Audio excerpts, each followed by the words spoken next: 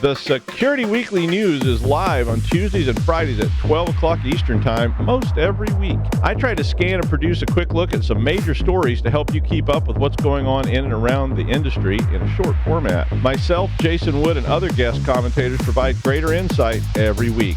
I'm Doug White, and I hope that you will look for the Security Weekly News in all of your favorite podcast catchers and subscribe for the latest content.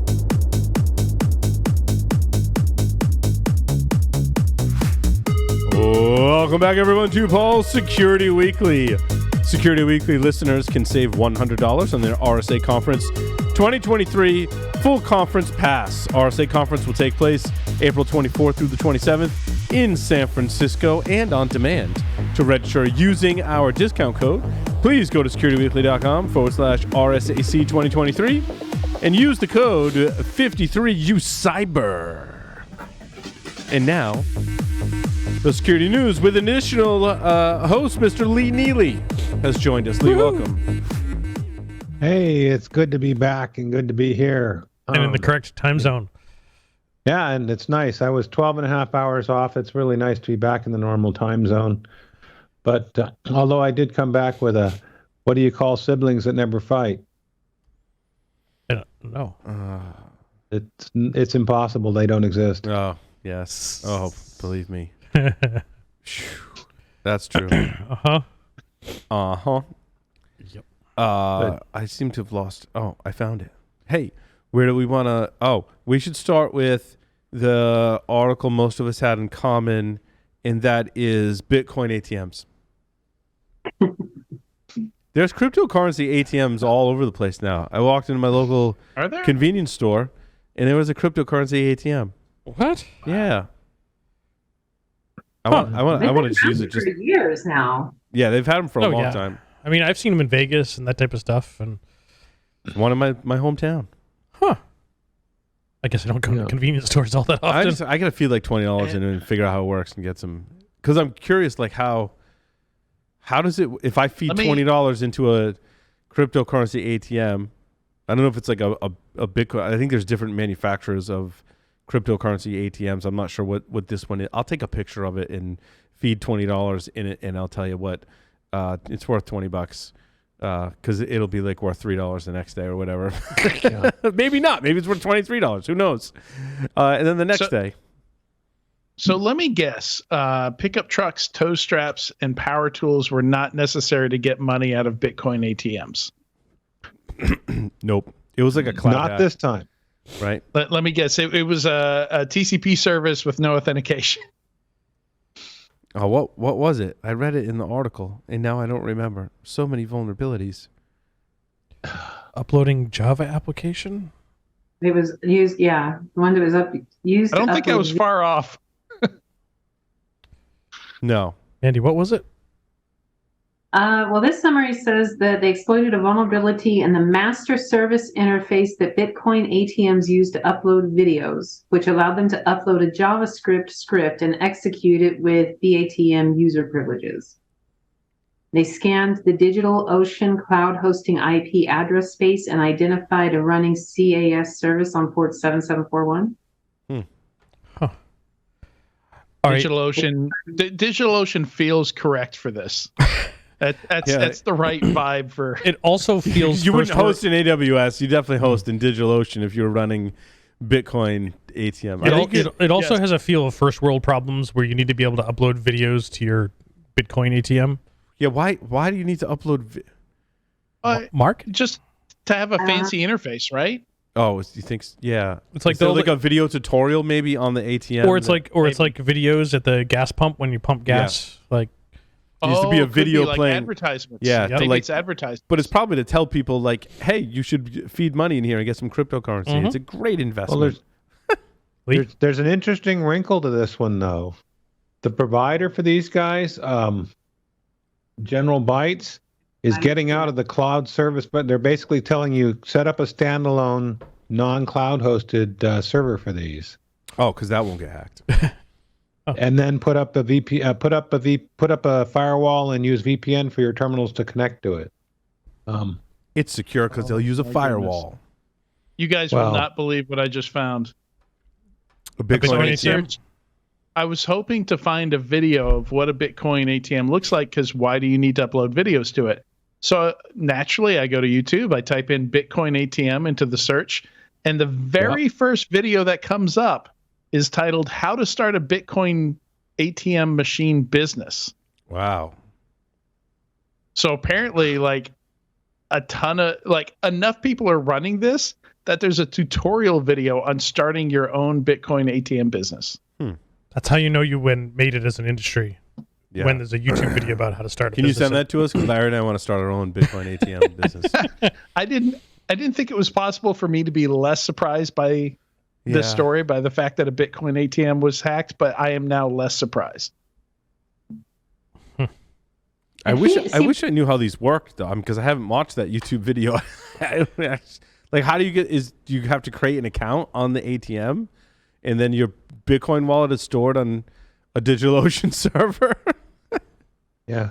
Well, they also said that if you go into the mitigation, they said, you're going to need to reset all your API keys, user passwords, and consider everybody's wallet compromised. No big deal. No big deal. Where's Tyler when you need him? Yeah. Looking for his USB thumb. Never mind. He's somewhere deploying Bitcoin ATMs at the moment because he watched that video last week. Mandy, you had a comment. You had a comment in there, Mandy. Oh, well, it just seems kind of ludicrous. I mean, I get that it's the vulnerability, but then to get to that, by doing this, they're able to read and decrypt the API keys used to access funds in hot wallets and exchanges. Literally, that's like they didn't have any additional security there. So they could download usernames, password hashes, and turn off two-factor authentication. This makes me not want to put $20 into it. But it's only $20. I mean, $20 is $20. It's true. It's for science. Science, yeah, it's for science. Yeah. So I've got this Chrome extension called ChatGPT for YouTube that will summarize a video from the transcript on YouTube that most videos already have. But it only works half the time when ChatGPT is up. No, it's been pretty. So if you open a bunch of YouTube windows really quickly, it'll time out because it only lets you, it's single threaded. Right. And then you just refresh and it's fine. But yeah, I love it because in situations like this is a 14-minute video, and in less than 10 seconds, I've got a summary of the whole video, and there's already some interesting insights here. Like the average transaction fee for a Bitcoin ATM machine is around 15%. Wow. Wow. 15%. We got a new business venture. Yeah. Starting a Bitcoin ATM business requires an investment of approximately $15,000 to $30,000. What if you fed That's not bad. What if you fed that an hour-long video? Like, what if you fed that last week's news? Does ChatGPT just as fast? Yeah. So I did it on our last segment. I did it, and many of his security talks were over an hour long, and it created that summary just as fast. Nice. That's awesome. That's pretty cool. Nice. And do you have any experience seeing how effective have you compared it to anything that you've actually watched, or do you feel like it's a very effective summary? No, not yet. Mm-hmm. I need to do it on some of the talks that I've done. That would be that's a good point, Mandy. Right. It could be lied to do that it could just for quality checks. This was about bananas and concrete and Velcro. Sure. So what's really cool is a lot of Nico Weissman's talks were in Spanish. Absolutely no difference in speed. It still delivers me a summary in English, even though the entire talk and the transcript, the text transcript, is in Spanish. It knows to deliver it to me in English. That's incredible. That's cool. Interesting. Let's see. We can maybe go down the list. So CVE 2023 26604. Anyone? Going down the list is a bad idea. Going down the list is a bad idea. So this was an interesting privilege escalation-ish, I guess. It was a very specific privilege escalation. If you gain access to a system with a user account, that user account is in the sudoers file, but can only run one command. And if that command is systemctl, you can run systemctl status and then provide a random service. And if your command window, if the results are longer than your command window, so I shrunk my command window, systemctl makes a call to less, and in less, you can put !sh and jump to a root shell. And apparently it works on Red Hat. It does not work on Manjaro Linux, by the way. It said command not available, even though the systemd version I have, according to this article, is vulnerable. It has been configured as such to not work, which was pretty cool. What? You can try this, and it's because it's using less. Wait, which one? My story number 2. 2. I clicked on number 1. That's why I was confused. Yes. That's a Windows one. Yeah, number 1 is. Yes. I didn't get a chance to write a number 1 because it's like wow. But it's all because it's using less behind the scenes. Correct. Yeah, that's crazy. Hey Larry, correct me if I'm wrong, but wasn't there a NetWars exercise that you got shelled by getting into a help window and escaping out? I wouldn't be surprised. Yep. It sounds familiar. Sounds like something they do. Or was that? Oh, that was for the missile launcher. I guess in this case though, Lee, less is truly more. Absolutely. You put the story in just to make that joke, didn't you? Oh my God, that is so good. But every once in a while. But the question is, but if it works with less, does it work with more? And does it work more or less? More or less. Killing me. Why does less have the ability to execute commands though? Because it's Linux. Everything has the ability to execute command. You never know, Adrian, when you're going to want to execute a command. You know what I mean? You could be just reading something and go, I want to be in VI. I got to be able to execute a command. In fact, I think it's the exclamation point command in VI as well. Les, you had one job. You had one job is just page the output. Job. Page the output for me. No. You can do a lot more in less, right? You can search, you can jump and scroll and I page thought up, page you down. were just going to page the output, and now you've got the nuclear codes. But that's more. More just pages the output. Less does more. Than more. Less does more than more. Yeah. You got to understand. I believe that it's less is more because more ng just didn't hunt. I mean, for the so record, many things in Linux they added too. For the record, if you do exclamation sh with more, you shell. You get shell. Nice. Yeah. More or less. Yeah, more or less. More or less, yeah. More and less. More and less have this capability. Yeah. More or less. Yeah. Whether the vulnerability exists. Right. Is yes. It may show up less. It may show up more. Oh boy. I think we covered that one incredibly well. Really quick, glitching the OTP. In ESP32, this article talked about glitching it, or what is the other name for that? Oh my God, my brain. Good Lord. Fault injection. Yep. Voltage fault injection. They did this, so they describe how they would successfully execute an EMFI attack, which is electromagnetic fault injection, on the OTP transfer process of an ESP32. Using voltage fault injection.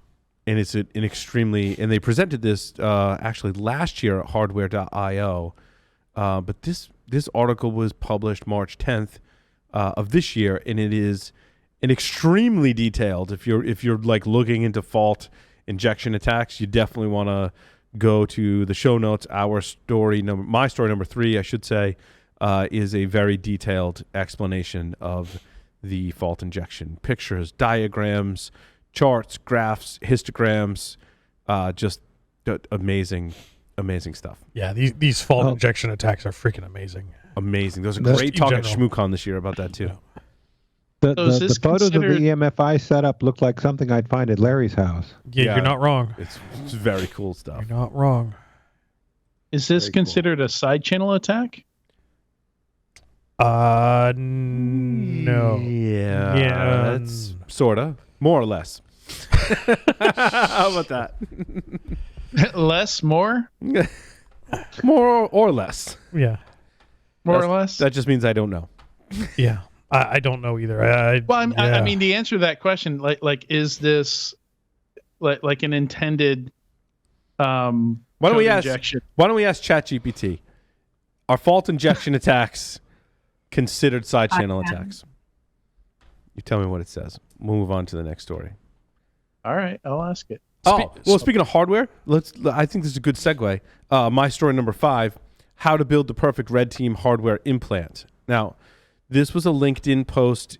In limited research, I was not able to find more information. I want to give credit to Sean T. Smith. This comes from Sean from his LinkedIn. I don't know how I found it. Sometimes I don't know how I actually find things. I used a product called Feedly to scour the internet for stuff to talk about on the show. If anyone's interested, we could talk about that someday. He was apparently at B-Sides HPG, giving a presentation on how to build the perfect red team hardware implant. Now, this particular topic goes like way back in time. I mean, I remember talking with you and Josh Wright about this, like when we were writing the Links SWT54G book. Let's not date ourselves now. We're still, I hear 40s are roughs, and we haven't gotten there yet, right? We're still 30 anyway. Yeah, 30s. 30s. Yeah, 30s. Let's go with that. Yeah. So Sean goes through what I thought was a great presentation. I only kind of briefly went through the slides. He kind of glossed over he does a great job of, which, a lot of presentations don't do, like defines what are we learning? How is this useful? How does this help? And then, like, can you get off-the-shelf hardware? So he did a great job setting it up. His slides are amazing, by the way, which is why it caught my attention, part of the reason why.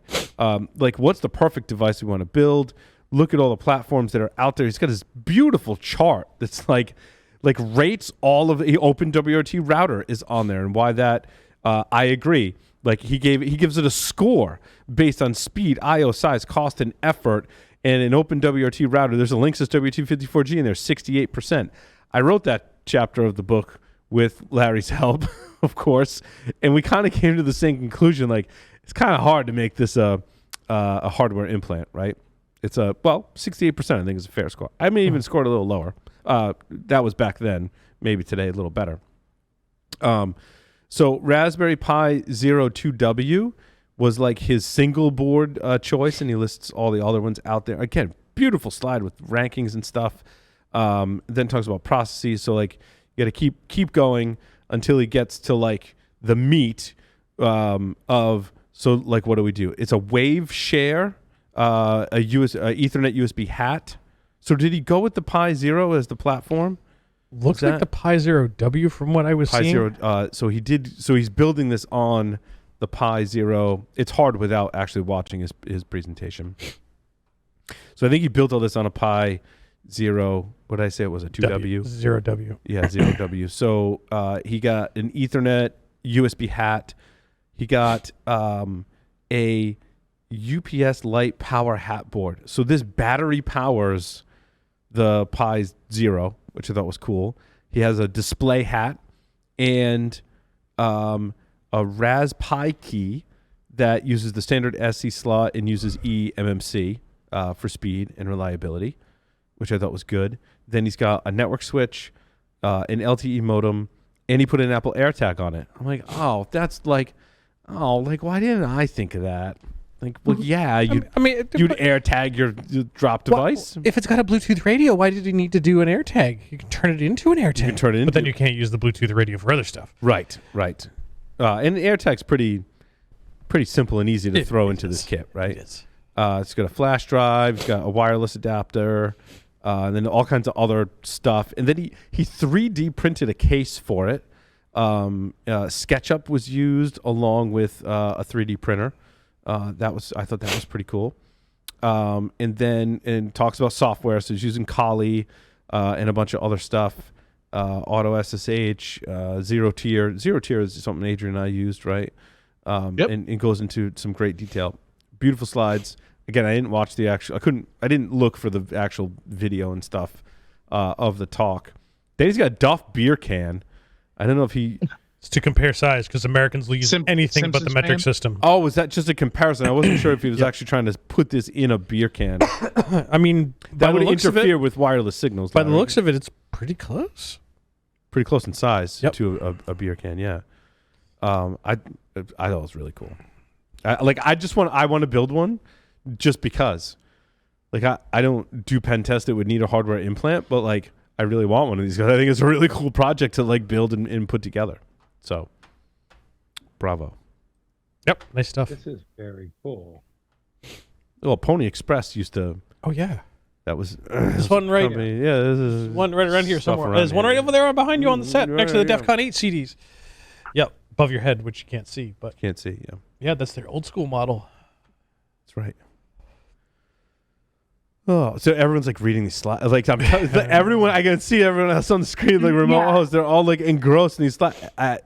Also, like, great job on the slide deck. Yeah. Hey, can I throw? Sometimes, Paul, you really blow. This is cruel. Yeah, this is one of those occasions where he blows less or more. Not more. Yeah, more or less. Hey, you might throw something in here a little humorous. Yes, for a new story here. What is it? It is my story number 6. Mm-hmm. Oh my God, dude, you got me with this story. You got me. I'm reading your stories. I saw this story and I'm like, what are the 4 Cs of cybersecurity? I was like, I did the same thing. I'm like, oh, clickbait. I'm like, oh, I want Larry put the story in there, so I'm like, I got to see what this says. Like, what are the totally the 4 Cs of information security are 1, confidentiality. That's a C. I just want to say, 2, like, I was counting 1, 2. There's 1 C. 2, Syntegrity. What? No, he says 3, C availability, and 4, C accountability. I'm like, wait, those aren't C. I'm like, hold on, wait. Is there like a like hex to ASCII conversion that I need to do? And Larry's like, no, there really are C's. Like if you convert the first 2 letters or something. Yeah. Like, is this like a secret code? It's like how am I being trolled? Am I being trolled because they're not like C's? The old George, or am I being trolled because maybe they can be interpreted as C's somehow? It's like the old George Carlin joke. What's your last name? Janowski. How do you spell it? SMITH. What? Don't worry, they're all silent. Like, yeah. So. Oh, no. Now was the author trolling us? Like I figured out Larry was trolling us. See, and that's the thing. I don't think so. Because I look at the article, and it's very serious. It's very serious. It's like by focusing on the 4 C's of cybersecurity. This picture is pretty serious. Yeah, like organizations can develop comprehensive cybersecurity strategy that is designed to protect against a wide range of cyber threats. He wrote that. ChatGPT wrote that. He didn't write that. So let's go on. So I just asked Chat. Go ahead. I just asked ChatGPT. And it's spitting out almost the same identical text. I also asked it before the show what the 4 C's were. And are you using 4.0? Did it give you a link to this article? No, one of them it sat and spun and couldn't answer it for almost a half an hour. This is like a hack. Are you using 3.5? Are you using a free version? Yeah, free version.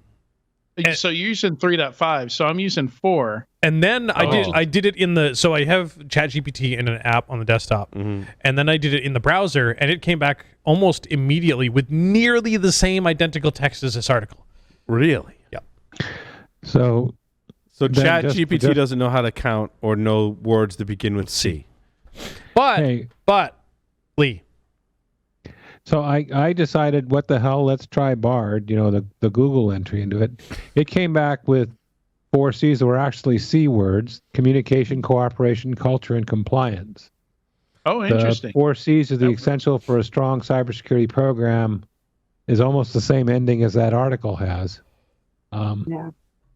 But hey, at least it got 4 C words. Yep.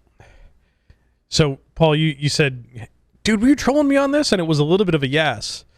But it was also a little bit of a no, in that I actually did have some valuable commentary. For years, one of my things has been, hey, I want to get started in the security industry. What do I do?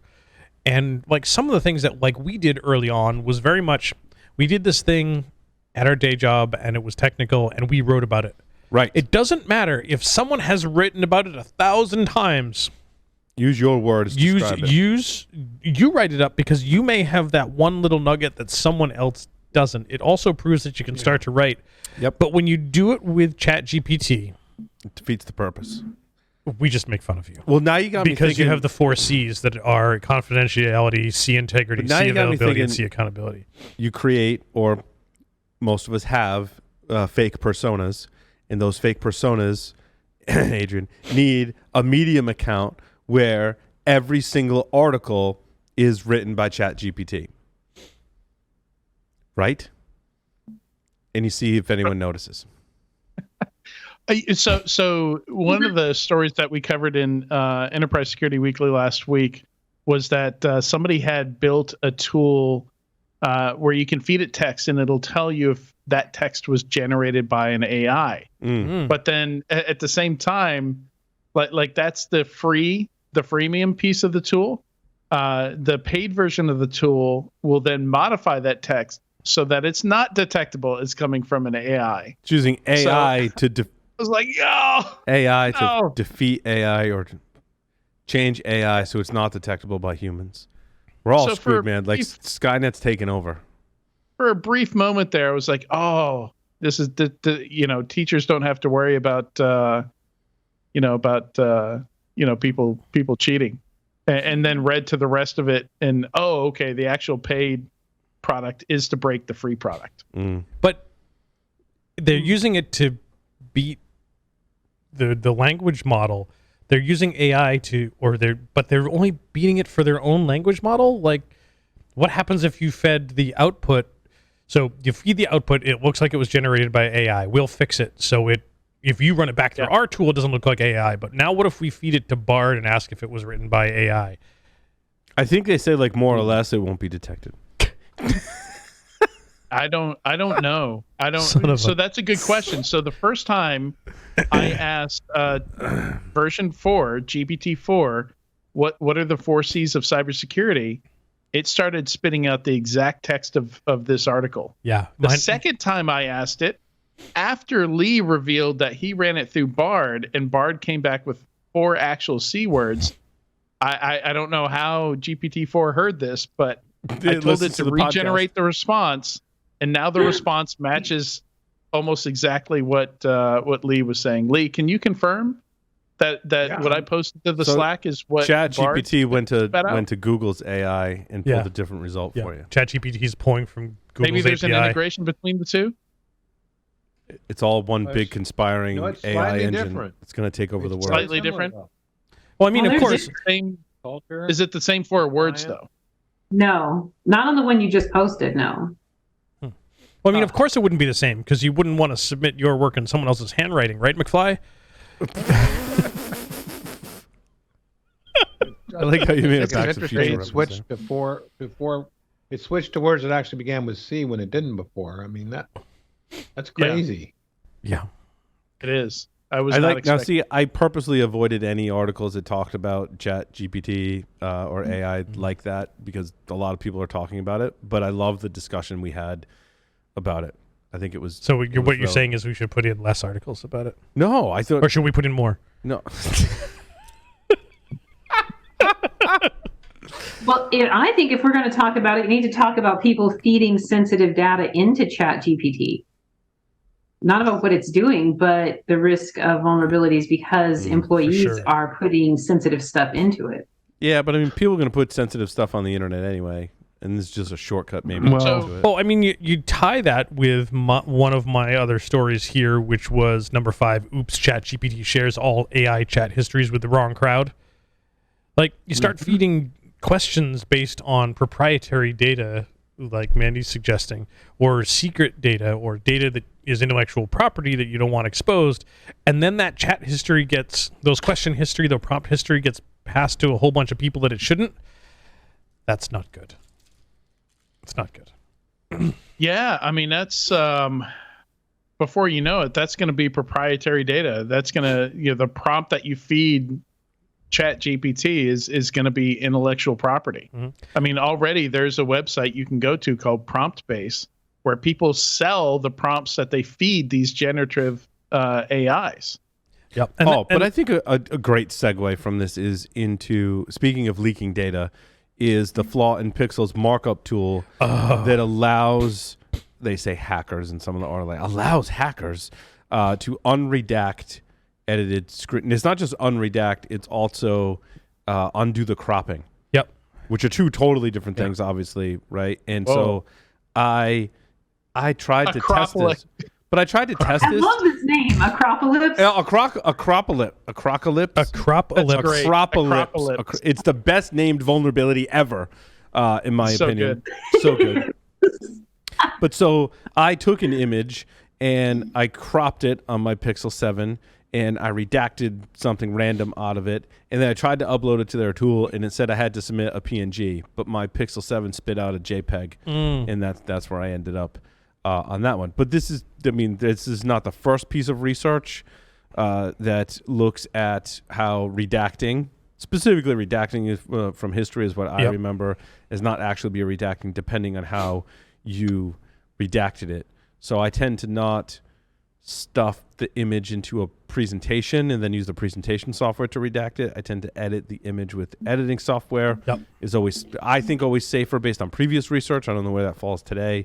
The presentation software may have caught up to that, but there have been previous attacks. I couldn't recall them from memory, but I know we've covered them in So Adobe had one. So there was an issue where the U.S. government was using Adobe to redact stuff, and it was a multi-layered document where within the PDF, the redaction was literally just a layer. And if you opened the PDF and you told it to just export the raw text from the PDF, you get the full text. You could also highlight over the redacted text copy and then paste it into a text document. The problem there, that still happens as of a couple of years ago because I did that on another document. The problem there is they're using Adobe software. But this one was really cool. The software on it was just Pixel, right? It was just Pixel. It was the Markup Tool, which I don't really use the Markup Tool. I've had a Pixels for a long time. All Pixel models running Android Pie and later. Android Pie. Yeah, so it's probably just their piece of software. Oh, but there was a site that it could impact non-Pixel smartphones using third-party Android distributions that use Markup Tool for screenshot and image editing. Right. Yeah, it's a specific APK. It sounds like that basically does the same thing. It puts it in as a separate layer that can be removed afterwards. And with the cropping, now their site is down. And with the cropping, it sounds like, hey, we're just going to make the image smaller, but we're going to leave all the data behind and leave that as garbage at the end of the file, which can then just be reconstructed. So I checked earlier, and I went to acropolis.info, and there was a pull-down menu where you got to select which Pixel device it was being uploaded from, and that site is down now. It says it can't be reached. So that's a common thing. A lot of apps will retain. No, the cropping thing, being able to uncrop stuff. So a lot of apps. So it can be done on Google Docs. Yep. It's like a customer satisfaction thing. It's like we want the undo history to be a certain length. So if you edit an image or do something like that, we're going to retain the old versions of the image so you can go back and you can undo and you can undo the crop. Right. And if you're going to enable somebody to undo the crop, you're going to have the original image in there. So that's something you have to take into account if you're cropping to take something sensitive out of the photo. Well, some images in the metadata include a thumbnail of the entire image, uncropped. So you just go into the metadata, pull it out, and you got your image back. I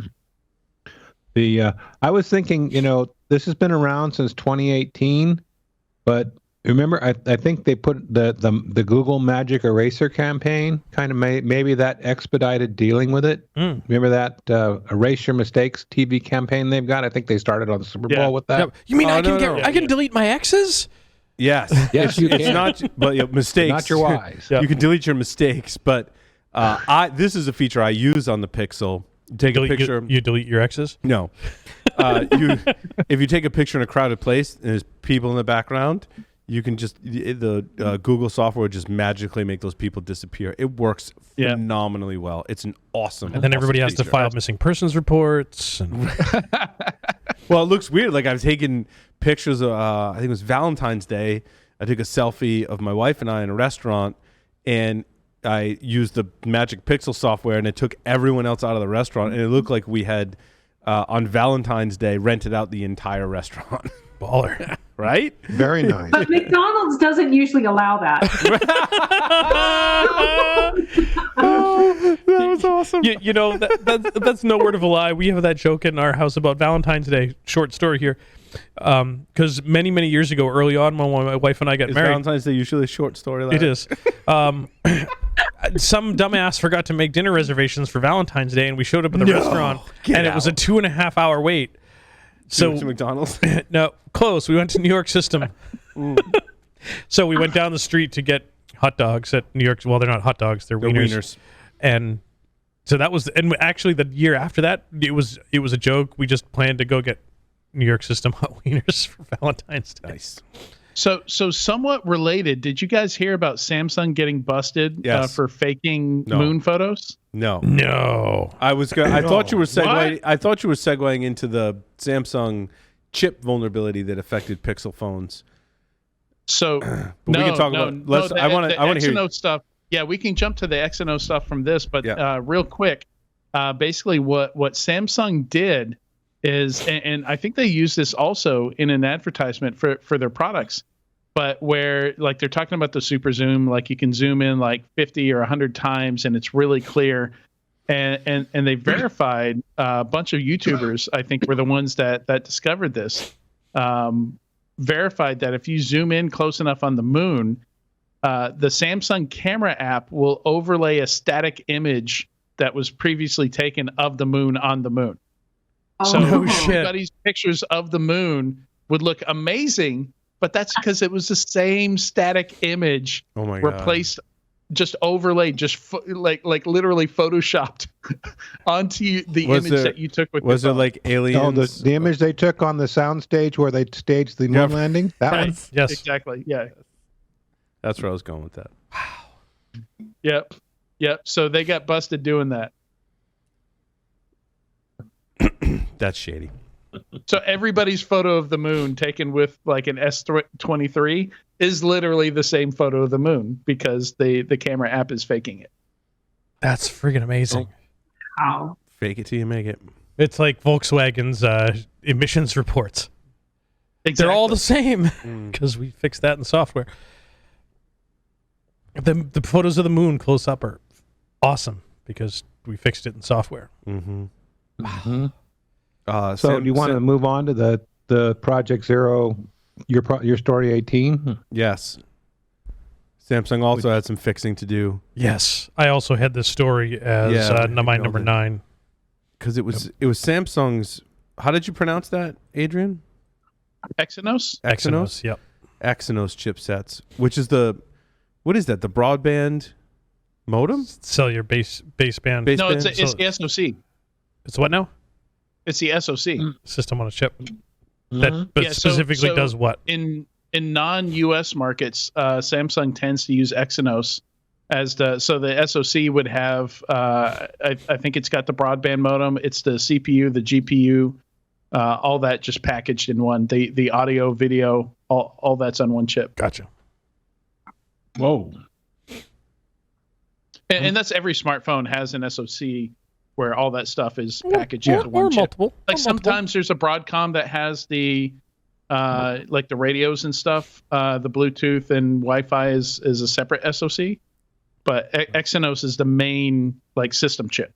Interesting. So it's both the CPU and all of the other components in one, which is pretty unusual. The vulnerability was so severe that Google had to basically bend their own rules on disclosure, because 4 of the most severe ones that Google says allowed for internet to baseband remote code execution. They did some tests, and I like how Google says this, which is a slight tangent, but Google says tests conducted by Project Zero confirm that those 4 vulnerabilities allow an attacker to remotely compromise a phone at the baseband level with no user interaction and require only the attacker know the victim's phone number. Yep. Accurately stated. I read a lot of vulnerability reports. Most of us do, right here as the host on the show, and oftentimes they will phrase that as could allow, or the one that I was reading recently was a potential vulnerability. I'm like, you released an advisory. It has CVE numbers, and your description says a potential vulnerability. The potential is 100%, right? If you're announcing it, releasing a fix for it, and it's got a CVE number, I would say that's a vulnerability, not a potential one. I hate the language. I hate it. I've always hated it. Yep. But Google's language, I will applaud Google for not wordsmithing around this issue. They say there's 4 vulnerabilities. They say they allow an attacker to remotely compromise a phone. Not could allow, not potential vulnerabilities. Bravo, Google. Bravo. And the list of devices that are potentially affected here, a bunch of stuff from Samsung, mobile devices from Vivo, a bunch there. The Pixel 6 and Pixel 7 series of devices from Google. I applied firmware update yesterday to fix this vulnerability. And any vehicles that use the Exynos Auto T5123 chipset. Yeah, so this is not the main SoC we're talking about here. This is the comms band. SoC. Yep. Yeah. Because Google is now using their own SoC on their devices as of Pixel 6. Right. The Apple model, their own chip. Exactly. Yeah. They're tensor chips. When I first saw this story, I was worried people were going to think this only applied to Samsung devices and not to anybody running their chipset. But it's pretty clear, although I don't know if the patches are out for anything besides the Pixels at this point.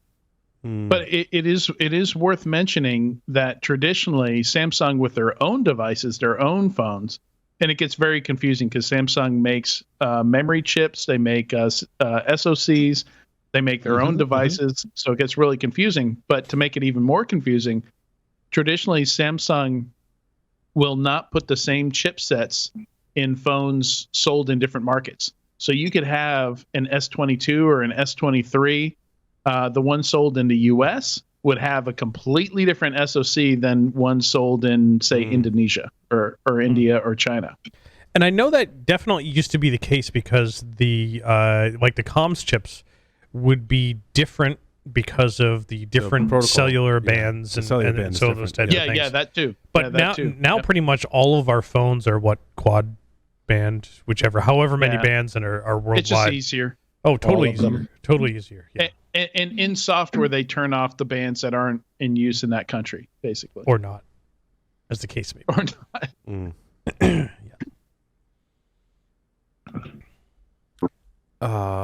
Where to 7-inch laptops? Sure. Didn't we have these before? Weren't they called netbooks? Yeah, they were. Were they 7-inch? Were netbooks? It does. They got that small, but they were not this. They were not this expensive. Are we talking about the NMT Pocket Reform? MNT Pocket Reform, a newer, smaller, lighter, more affordable 7-inch mini reform laptop that remains fully open source. For all your smaller 7-inch Linux laptop needs. It's a laptop for Paul's 7-inch needs? Who doesn't need a 7-inch Linux laptop? And it's got what's the term? What's the term for? Is it like unilinear, rectilinear? When you have rectilinear. Yeah, look at the keys. Like on a keyboard when they're not octilinear. No, there's a term. There's a term for when the keys are straight up and down when they're perfectly aligned. Because if you look at your keyboard right now, chances are pretty good they're not. They're diagonal, right? Correct. They are offset. Ortholinear.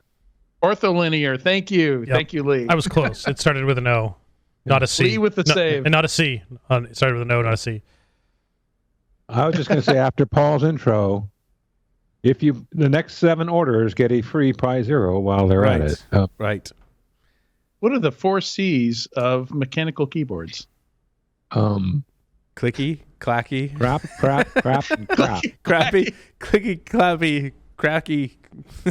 Crusty after you've eaten the laptop. After a while, it's definitely crusty. Or in your case, more crusty. More crusty crumbs. It is interesting that this is a mechanical keyboard. Well, I I mean, it should be pretty responsive. Would you expect anything less from a 7-inch Linux open source laptop? No. Right? Yeah. What story number is this? I can't even find it. 16 for Paul. 16. Okay. But I was like, well, this is really interesting. But they kind of so the thing that got me was like an amazing tool for makers and creators. It's like you got your bench where they show the person like soldering all the stuff, and he's got like one of these laptops sitting there, and it's got all like diagnostic information and Batman. Is that a Batman logo? What is that? No, it's not a Batman logo. It's a component on a board. Yeah. So I was like, oh, that's kind of a neat kind of use case for it. Although I'd want a Lord for this. What are they selling them at? $800, $900. Yep. $900.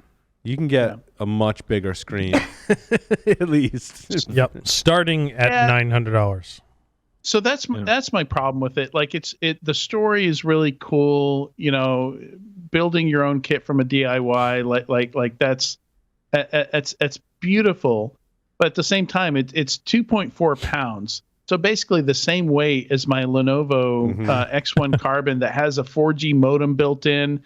That has a proper full-sized laptop keyboard, that has 20 hours of battery life. And Lee's got his HP netbook right there. Right. And it'll run Linux, right, Adrian? And it'll run Linux. I won't be able to there use we the go. 4G. One HP netbook. Mm-hmm. Oh my God. Can't believe you still have that. It's just, it's really cool, but am I going to use it every day over that laptop that I'm talking about? Probably not. At that price point, yeah, I want a better use case. If I'm, I got to use it. That reminds me, one of those Crowd Supply or one of those other ones, I can't remember which. There was a very similar type of thing, small laptop type of deal that you could build yourself, and it came in a kit. And I ordered 2 of them because they were like $300 each, and I forgot about it. And that was months ago. Huh. I wonder where those are. I like the trackball. Yeah, the trackball is pretty cool on it. Yeah. Check the kids' rooms. Anything about the BIOS? What BIOS did they use, Paul? That's a good question. I didn't read. I don't know if they. I don't see anything about the BIOS. Mandy?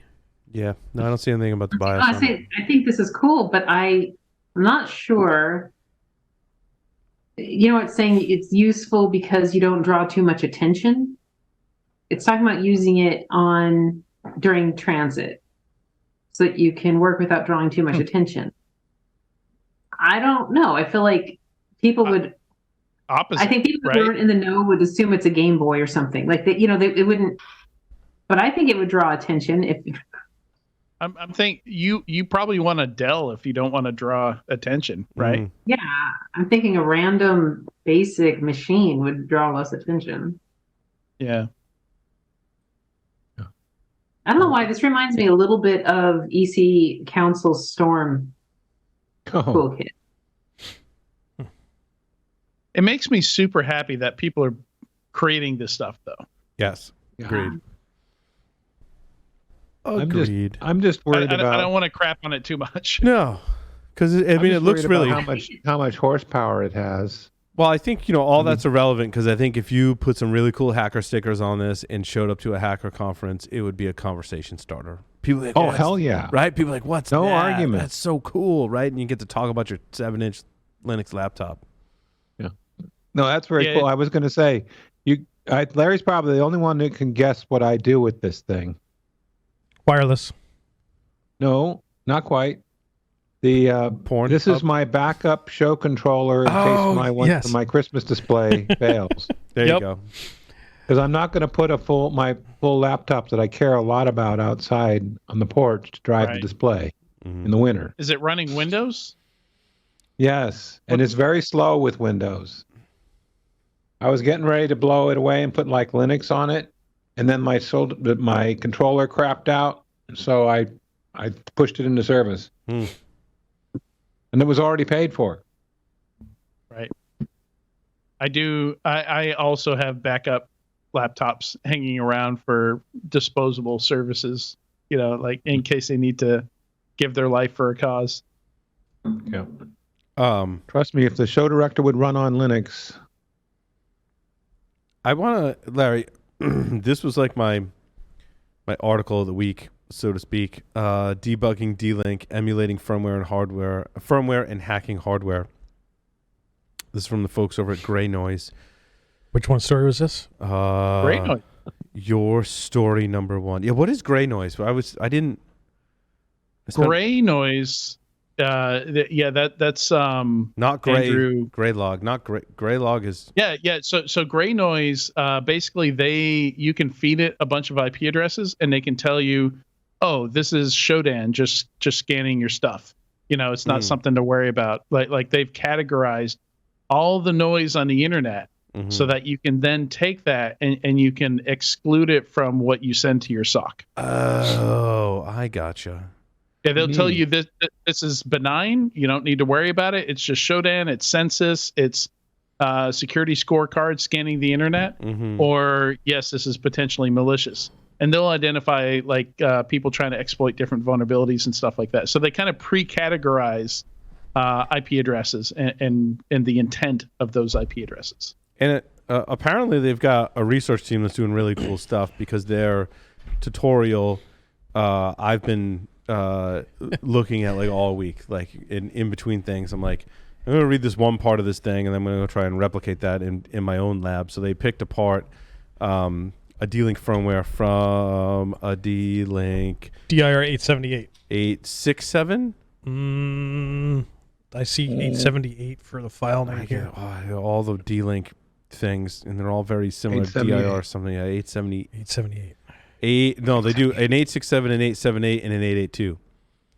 Okay, yeah, that's up there. Oh, because they were looking for RCE for 867, 878, and 882. Right. They specifically targeted the 878 because that's the firmware that they're looking at. Right. Which was after some entropy analysis, they determined it was encrypted, and then basically the fancy version of strings, XXD, told them that in the header it was SHRS to the Googles. Turns out there's a Python script already made that can decrypt that, and then they're off to the races with binwalk to do the image separation and extraction. And then from there, you've got a file system that you can browse. And from there, you've got binaries that you can analyze, which are, is this ARM or MIPS? I'm not sure. I forgot what they said it was. MIPS. It's MIPS. MIPS. Yeah, it's a MIPS. And then they go through reverse engineering, but then they do some emulation, and just how they did emulation is pretty neat. Emulating these devices is a huge pain in the butt. And this is so I love the article about all the process that they went through about trying to emulate the light HTTPD process. Right. And they came down to God damn it, this is hard and it doesn't work. F it, we're just going to buy a router. Yes. That's exactly what they did. That is how hard emulating this crap is that you throw your hands up and you go, I'm going to go buy it just so I have the physical device. They made some progress while they were waiting for the device to be delivered. There was a statement about that in here that was pretty hilarious. I don't know if I could find it. By the time the physical router was about to be delivered, I had a mostly working proxy for calls to functions from libnvram. Because that's the problem when you emulate the firmware, is you can get processes to run because they're compiled from MIPS, and QEMU will emulate a MIPS processor. Yep. And hey, it's running. But once Samil Shah's interview, we talked about this.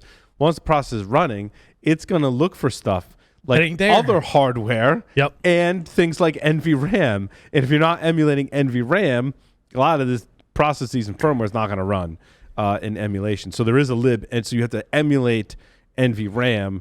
And it sounds like they were down that path, and then the device kind of showed up, and they were like, "Oh, now I can just debug with the." Yeah, this is easy when we have real hardware, because emulating this shit's hard. But Telnet wasn't running. And I wasn't at the part where I don't know how they got Telnet running. Did they command injection? Enable it? No, did they just enable? Oh, did they command inject to enable telnet? Or did they reverse engineer the firmware and put a new firmware back? That's the thing too. No, they had to reverse engineer the configuration file, the configuration file for the backups. And so what did they do? Pull apart the firmware, replace the configuration file, and then put the firmware back together and upload it to the device. That's what it looks like. I think I don't know. Again, I think they disassembled. Yeah, they disassembled one of the files to see what the password was. Right. Oh, for telnet, yeah. There's a lot in it. Like, it's taking, I think Larry and I both collectively some time to digest the whole thing and recreate some of this in our own environments. So not often is a post like so engaging like this where we actually set aside time to go, I want to do this on my own. I want to follow along at home and do this because this is really cool. Yep. Yeah. So that was definitely. Gray noise is a blast to play around with. I think you'd enjoy it, Paul. It's one of those services where you're like, I can. Yeah, once you realize, like, understand what it does, you're gonna want to like build it into something like at the studio or something like that. And who did you say who's behind? I didn't look into Gray Noise because I was. What's his name? Andrew. Andrew. We had a great interview with him last year. Oh, okay. And I'm blanking on his Andrew Morris. Okay. Yes, he is. He is a bundle of energy. Like he's a lot of fun to interview. Nice. Where to next?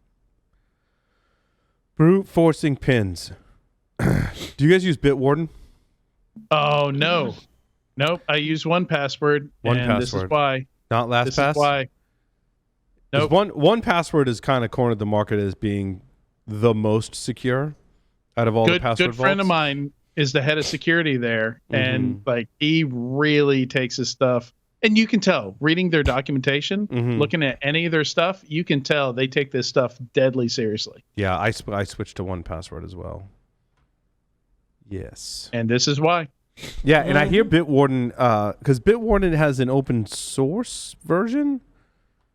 I don't know much about Bitwarden. Bitwarden sponsors like a bunch of Linux podcasts. Like, if you listen to Linux podcasts, there's a pretty good chance Bitwarden is sponsoring them. Yes, Bitwarden open source password manager. So that's how I learned about Bitwarden. But there's like a thing with the PIN. And I think the way the PIN works is you've got your password vault locally, you've authenticated so you can decrypt it, and then to decrypt it after that, you can set up a PIN. But there's like a setting for to lock with your master password on restart. So it's like I don't understand that because 1Password on every platform I use it on just uses the native OS PIN. Uses like on it uses Windows Hello on Windows. Uses the biometric or PIN functionality on my Androids. They avoided this by not building their own, by just using whatever's built into the OS. But being open source and probably not wanting to do those integrations maybe is what drove them to this decision to go, we're just going to build. So the desktop client and browser extensions allow the user to unlock Bitwarden with a PIN. PIN can be set up per device after logging into account using the master password. All information pertaining to the PIN is stored locally on the device. It cannot be used to sign into an account, but it can be used to obtain access to the vault data that has been synced and stored locally in encrypted form. And then they break down the algorithm because there's some encryption kind of stuff going on there. But there's basically a setting that makes it more secure. So there's some disclaimers. Yeah. I think we should throw out here because they say they don't know if this applies to the Windows or Mac OS clients. They also say don't freak out about this too much. As far as I can tell, Bitwarden is a good password manager, and you should definitely continue to use it. Though maybe reconsider whether or not you want to reuse the pin feature. Right. That's what I got from the article too. I'm glad you said that. Yeah, because I don't want to trash Bitwarden because does seem like a pretty reputable. And in the article, they're even calling out that Bitwarden has updated their documentation about it. and they do recommend do the above number 2, which is rely on a third party to enforce an unlock attempt limit. And they say do that in a trusted execution environment, Intel SGX. I don't know if I'd recommend Intel SGX. A lot of research. TPM, yes, even though there has been research about TPM vulnerabilities or something else. But that so some implementations include Windows Hello, which Bitwarden also has support for, to your point, Adrian. So they do support Windows Hello. Oh, cool. Yeah. I mean, it's a pretty easy thing to mitigate, but it sounds like there's a specific configuration, maybe just on Linux, that allows for this kind of insecure pin brute forcing attacks to basically the software that they link to brute force the pin finds any 4-digit pin in less than 4 seconds.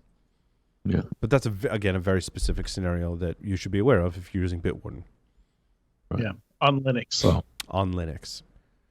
For all 3 of you on the Linux desktop. Okay. A lot of developers, this is something I've learned working on the vendor side. You do find Linux a whole lot more among developers. Are you saying this was the year of the Linux desktop, Adrian? If you're a developer. That's what I heard. You can hear what you want to hear. He does every day. I do every day. What are you running on that framework there, Manjaro? It is Manjaro. Yes. Yeah.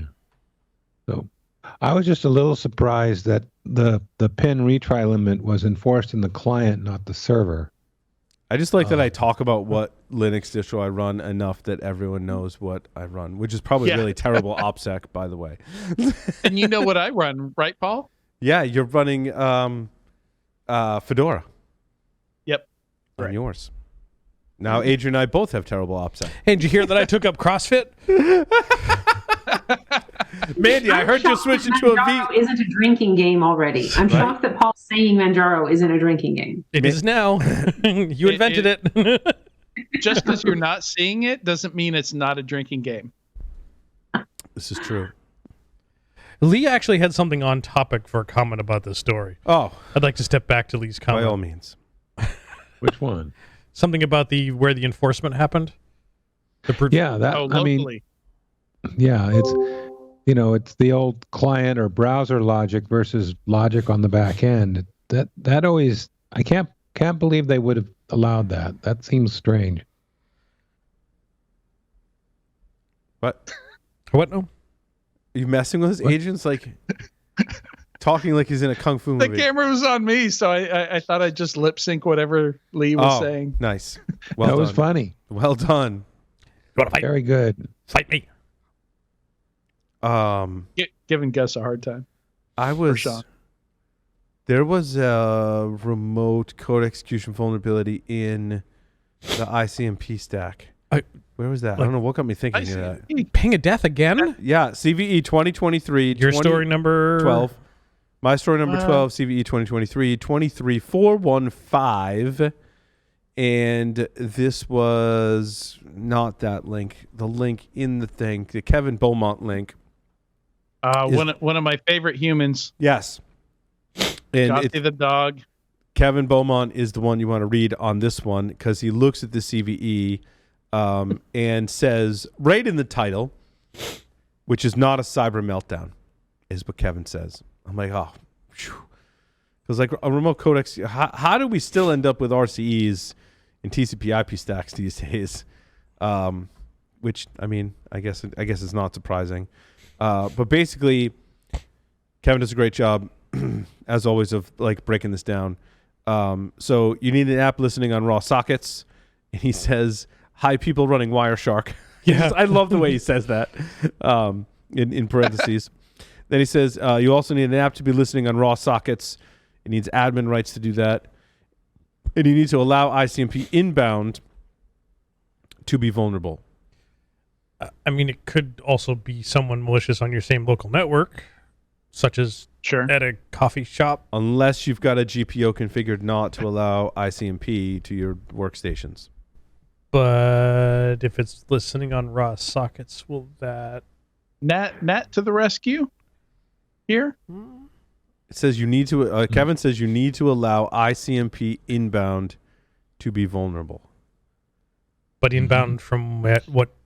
Like where in the network? Yeah. Right? So, if you're using NAT, ICMP inbound is not going to hit any of your or firewall internal stuff that using RFC 1918 stuff. Right? Oh, I see. So he's saying on a network level, not on a host firewall level, because that's an interesting question.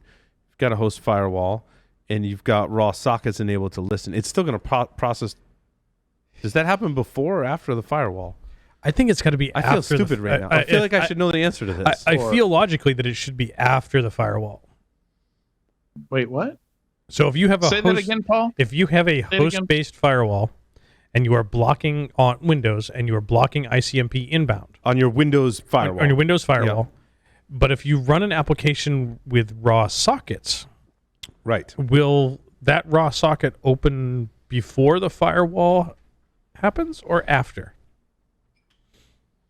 I think it depends on the OS, but I think the answer is yes. Like I know I think it's the case if you run containers or if like with Windows subsystem for Linux, I think both those things tend to bypass the Windows filter. Windows filtering, which is the Windows host firewall. There are people in their car screaming at us right now. Screaming. Someone that knows the answer to this, probably multiple people. I think that's correct. That there are cases where you're going to bypass the Windows host firewall. I don't know about other operating systems. We need to ask Chat GPT, or if I had open Discord. Does anyone have Discord open? Yeah. Does anyone? I do. Has anyone smarter than us answered the question? Not yet. No. And no one's typing, so. Not so far. Yeah. So anyway, not huge. Unless you're a Wireshark user. Or opening raw sockets, right? Or opening raw sockets for something else. Now we're all thinking why. And Bard says you'd be after the firewall. What does GPT say? After the firewall. So the firewall would block the ICMP. Yep, that feels right. It feels right to me. Yeah. It does. How many times do we tell students to turn off their firewall? So that their exercise will actually work when you do Nmap scanning. Yes. Doing raw sockets to generate that IP traffic. As Paul says, hack naked. Hack naked. Mm-hmm. But anyway, I'd be interesting to see if Chat GPT gives a different answer. But anyway, it's fun playing with this stuff. Larry, your story, you got a couple stories. I like your story number 3, building a 315 megahertz jammer with an Arduino. Oh, I'm looking at your stories. Yes. Yeah, so one to start off, in just about every country that I'm aware of, doing RF-based jamming is completely illegal. That said, it is likely that these jammers are going to do terribly long distance. Pretty interesting for the way these things came out. So taking an Arduino with a 315 megahertz transmitter and tying them together to effectively with the Arduino to, when you press a button, to have it generate some noise on the 315 megahertz frequency range, which is in many countries in the ISM band, the industrial, scientific, and medical, meaning you don't, as a consumer, you don't need a license. The devices have already gone through some testing to verify that they are within spec and so forth. And the reason why Naomi Wu, otherwise known as the Sexy Cyborg, she's come up for many times over the years. Yeah. Oh, wow. Yep. That's a blast from the past. We talked about her on years ago. We've talked about her for many times over the years. In China, there's a popular brand of scales in retail locations for like weighing your vegetables or whatever it is that you're putting on the scale. And they have little transmitters that they can use to affect the actual weight of what you're putting on the scale. To fake it. Yeah. To make it seem heavier so you pay more for whatever you're shipping or vegetables or whatever it is. And the intent of this jammer was to jam the the actual little faking devices so that the scales couldn't be faked. And the article suggests that this could be considered an ethical use for a jammer. Yeah. Yep. could be considered an ethical use. More or less. Not not legal advice, but yes. Could be considered. Yep. Also, Larry, your story number. Now I lost it. Nope, not that one. 7. Researchers spot silicon-level hardware Trojans in chips and release their algorithm for all to try. Yeah, this was pretty fascinating. Oh, this was like I don't read articles like this every week. Me either. This is really freaking cool. Yeah, and like absolutely amazing. Like they start really looking at the actual circuit design of some of these SoCs and so forth, with super high-powered microscopes, and looking at the patterns of what these actual layouts of the chips look like, and looking at things that are logical and looking at things that are not logical.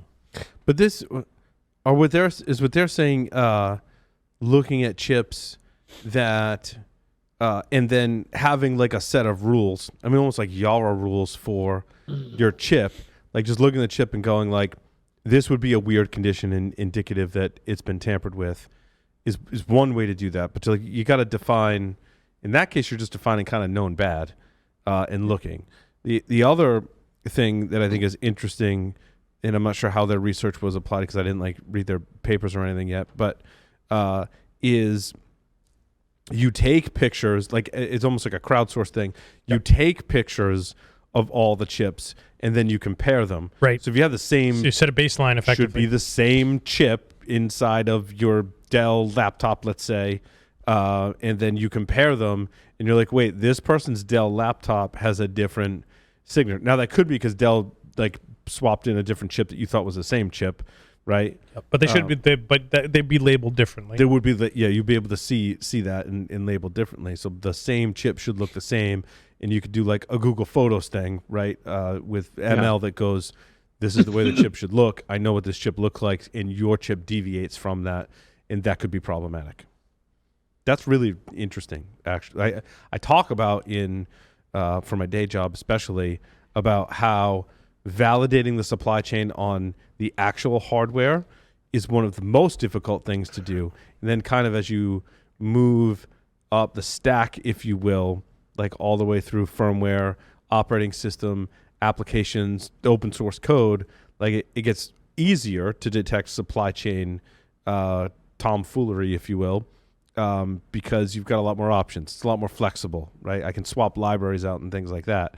But looking at the actual hardware is hard. But this research is a tool that could make it easier to detect if hardware has been tampered with. Yep.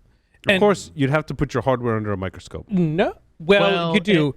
And this becomes also pretty fascinating because one of the folks that developed the techniques for being able to do the microscope, you don't need to decap the chips. Okay. You can, the chips still packaged in their ICs, and Bunny Huang came up with the method for if you shine bright enough infrared at these, you can actually see through the outer layers under a microscope. And the microscope that he used was a $180 microscope with a bunch of IR stuff. Nice. And it was fairly, from what he says, it's fairly easy to to do. But this is limited to larger process dies, right? Let's see here. Current stuff gets down to like Intel's chip like sub 10 nanometer. Oh, I think we're even like the hardware that you need to even look at this stuff, starts to get pretty crazy, pretty challenging.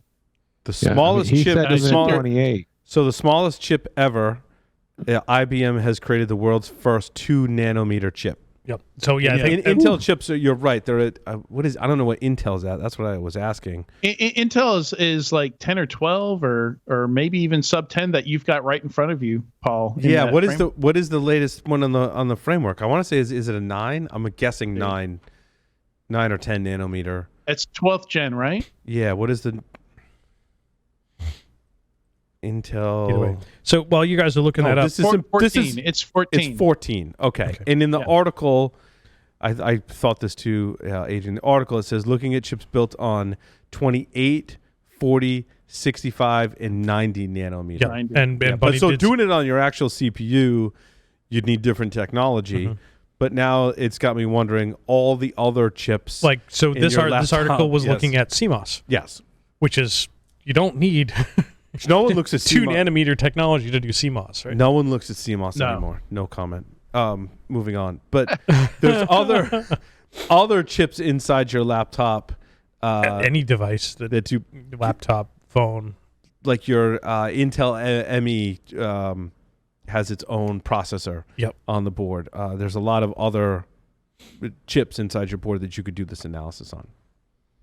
That are of a higher nanometer, my guess is at a higher nanometer than would be your main CPU. Yep. And I said phones, arguably phones probably going to be more difficult because they're going to want to be using the smaller chipset stuff anyways, just because of. Well, then you got to get the case. You got to get the case off your phone, which is harder than getting the case on.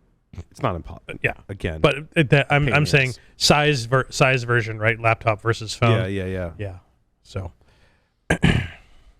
But then also, like, you've ordered 10,000 laptops, and now you've got to disassemble each one to a certain degree. I mean, not completely disassemble.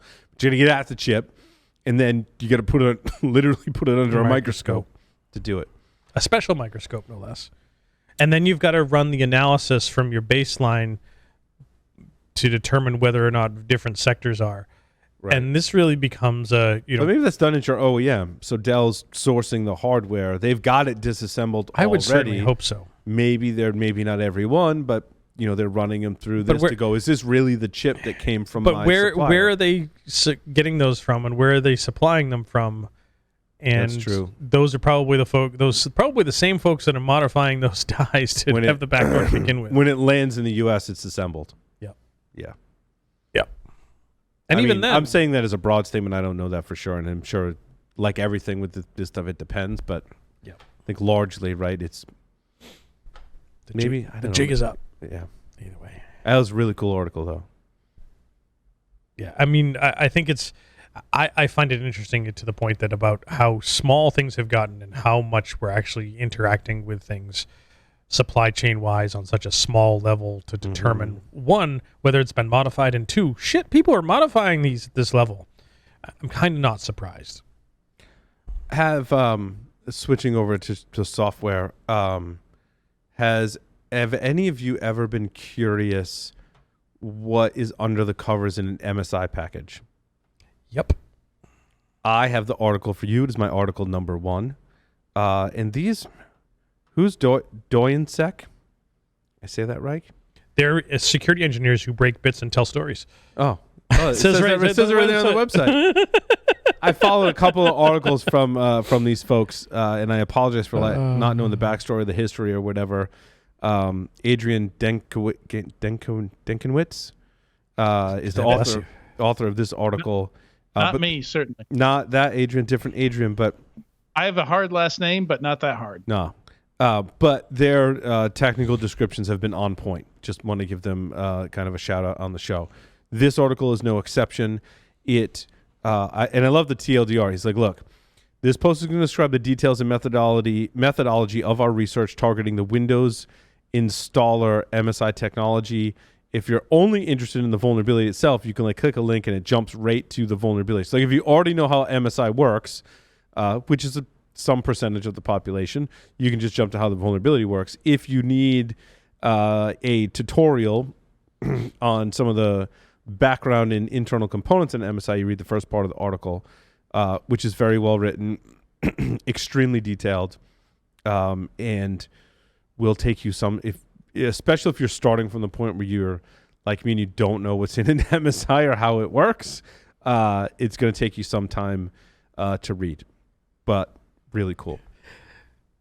And basically, this is, I think, to bring it up a level from the detail in the article. This is like, I want to, and we've seen this, create an MSI installer for 7-zip, but I want to have it be malicious. And how do I do that? And what vulnerabilities can I exploit in order to create that? And I don't know, like for me, I want to call that a supply chain attack, but I don't think that's really a supply chain attack. It's really, I would label that as an impersonation attack. And we've seen some examples of this, right? If you Google search for software and you're just moving fast and you click the first link and you're like, download that and install it. Well, it's got malware. It's got malware in it. I'm calling that an impersonation attack. And I really just kind of like going off the cuff. That's what I. Google sponsored links. This was a big issue with what's that? OBS, what's the open source overlay software. Yeah, the guy that I think you told me about the story, Adrian. Yeah. The guy like someone pwned his life and basically he just wanted to download OBS. Yeah, OBS. It was OBS. Yep. And he had a bunch of money stuffed away in crypto, and pretty much stole his life. Yeah. Yep. Which is, I don't know. I tie that back to supply chain, right? Because if I'm installing OBS, I'm using my package manager on my operating system, largely if I'm Linux. If you're Mac OS, Larry, and you're installing OBS, are you going to the website to download it? It's because it's not. Is it in the App Store? It might be in the App Store. It might not be. It depends. It depends, right? There could be a version in the App Store and a version that you download, but your package manager is like Brew, but you're not using Brew to necessarily install a graphical application like OBS, right? Right. Yeah. Right. And then on Windows, it's similar. There's a Microsoft App Store that you can get software, and you hope that your supply chain and that software is faring better than another package. But the concept of a package manager like we have in Linux is very different on Windows and in Mac OS. But so you have to go to the website and download it and validate it, which is still, again, I think it's more in that case of an impersonation, not a supply chain. I think there's one piece of irony here in this article, and you mentioned it, like, what happens if we want to backdoor the 7-zip installer? Yes. Do you know what a really great tool for extracting all the files from an MSI installer is? 7-zip. 7-zip. Yeah. Yeah. It's very, that's like a full circle. Full circle. It's very, incestuous. Yeah. So that was another Windows one. I had some other. I get a Windows one. Yeah, do the Windows one. Well, it's pseudo Windows one. Pseudo on Windows? Yeah. In WSL? No. So specifically, my story number 12. That I don't know why this is finally happening, but attackers are finally figuring out that folks that use all of the stuff on Windows, such as VS Code, use package repositories like PyPy and NPM called NuGet, and they're starting to populate NuGet with fake packages, just like they did with PyPy and NPM. Like, they've been hitting all of the package managers, all the repos. Yep, and typo squatting and maybe even taking over some of these packages. Yep, definitely typo squatting. The more traditional supply chain issues that that we talk about now this is on the Windows platform, right? Yep. Yeah. You can run .NET anywhere now, though, right? Like, that's true. Yep. You can. All the Windows stuff all runs on Linux now, including PowerShell scripts. Yes. Yep. But you got to have the PowerShell for Linux installed. If you have PowerShell installed. Right. Right. And that's a great point, Adrian, because in some of the NuGet packages, as part of the package, even though it's deprecated, the package can include an init PowerShell script, an init PS1, which will run without any warning when you install a new package, which you just fill with your own arbitrary code. like create a backdoor. Oops. So typo squat, include with your installer PowerShell script. Done. Yeah. So one of the really interesting nuances here, I don't know if it affects this story, but we were talking about somebody had hacked using credential stuffing somebody's NPM account, one of the maintainers of an NPM package. And they didn't modify the actual package, but what they modified was the NPM install script. So they put all their nasty stuff in the NPM install script. So if you're pulling this package directly from the GitHub or from a different source that didn't run the install script, you're fine. But if you installed it directly from NPM where the install script, and I didn't even know an NPM install scripts were a thing, but basically your NPM package has a separate install script for Linux, for Windows, and for Mac. And that's where they put the nasty stuff. So if you installed directly from NPM and it ran that install script, then you got compromised. That's my favorite place to put the nasty stuff in this scenario. I thought you were going to say someplace completely different. But it's in the package installer. And specifically, I've looked into this in like an apt.deb package and a flat pack package.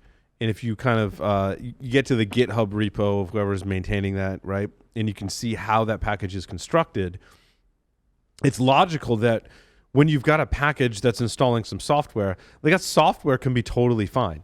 In fact, I think I've said it before on the show when we talked about all the supply chain topics that we ran through, that I trust the developers of that software more so than the package maintainers and install scripts, because that software could be great.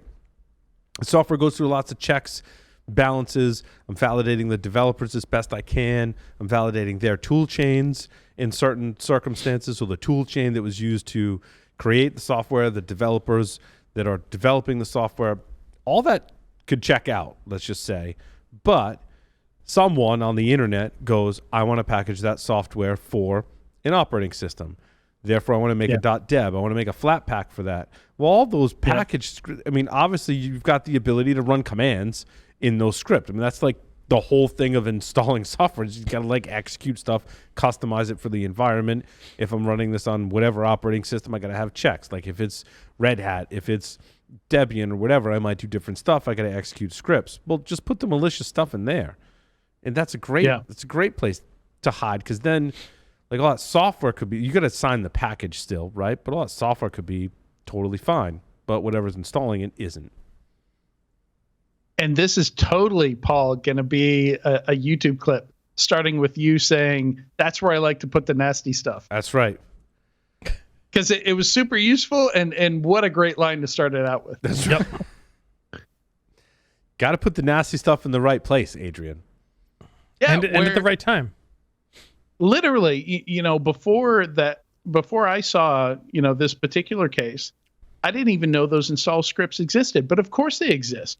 Like talking about Flatpak and stuff like that, like there's got to be some kind of script that tells, the installer where to put all these files, right? Right. And what commands to run to set everything up so that it works when you actually run the application. Yeah, and I was looking at this for like Arch Linux, because a lot of packages for Arch Linux take the .deb file, which is Reddit, because everyone makes a deb file for Debian and Ubuntu, and very few people make it for Arch Linux.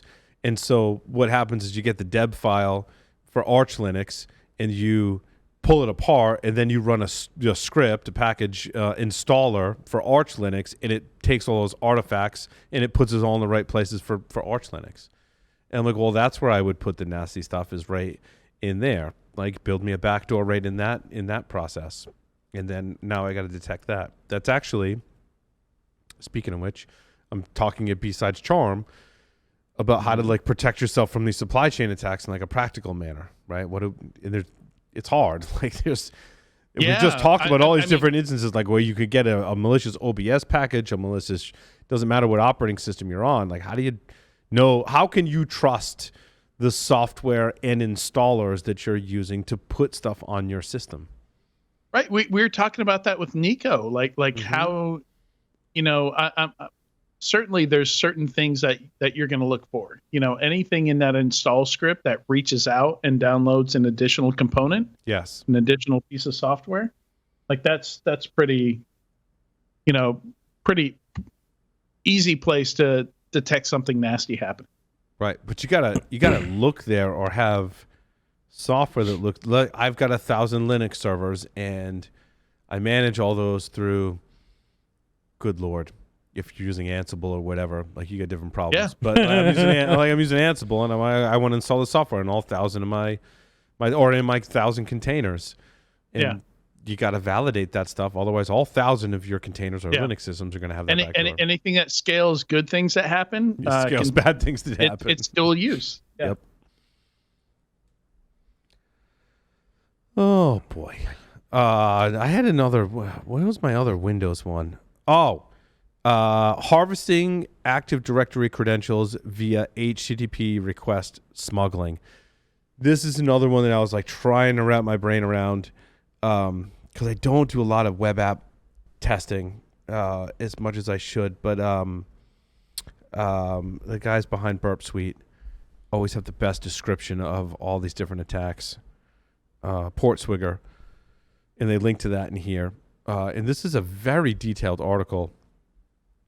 It was really awesome. So this is my story number 9, and I don't know if this is new or old. Obviously, HTTP request smuggling is not a new attack. It's a very well documented attack.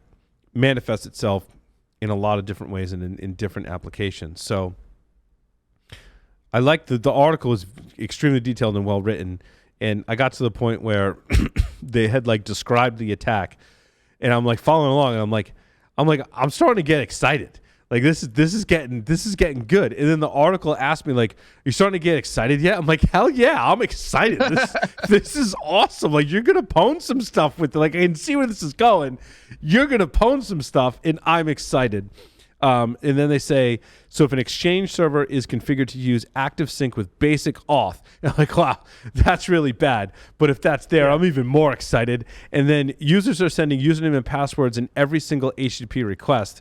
Basically, if you backtrace through the story, if you smuggle a request in, you put something on the server that's funneling requests to your evil server. And if it's basic auth, basically, he says we might be able to intercept these credentials! And I'm like, cheer! I'm like, yes, that's what we want to do. This is great.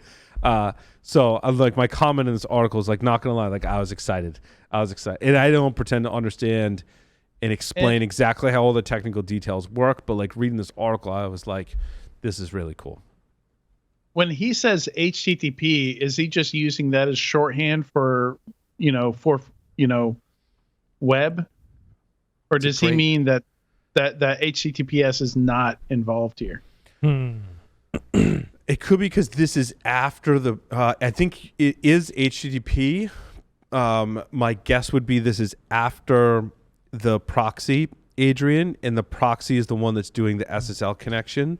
So everything that happens after that is HTTP. So if you smuggle a request on the back end, it's actually HTTP. Yeah, so this is all in plain text. Yeah, so the SSL stuff is happening before that. I don't know. What do you think, Lee?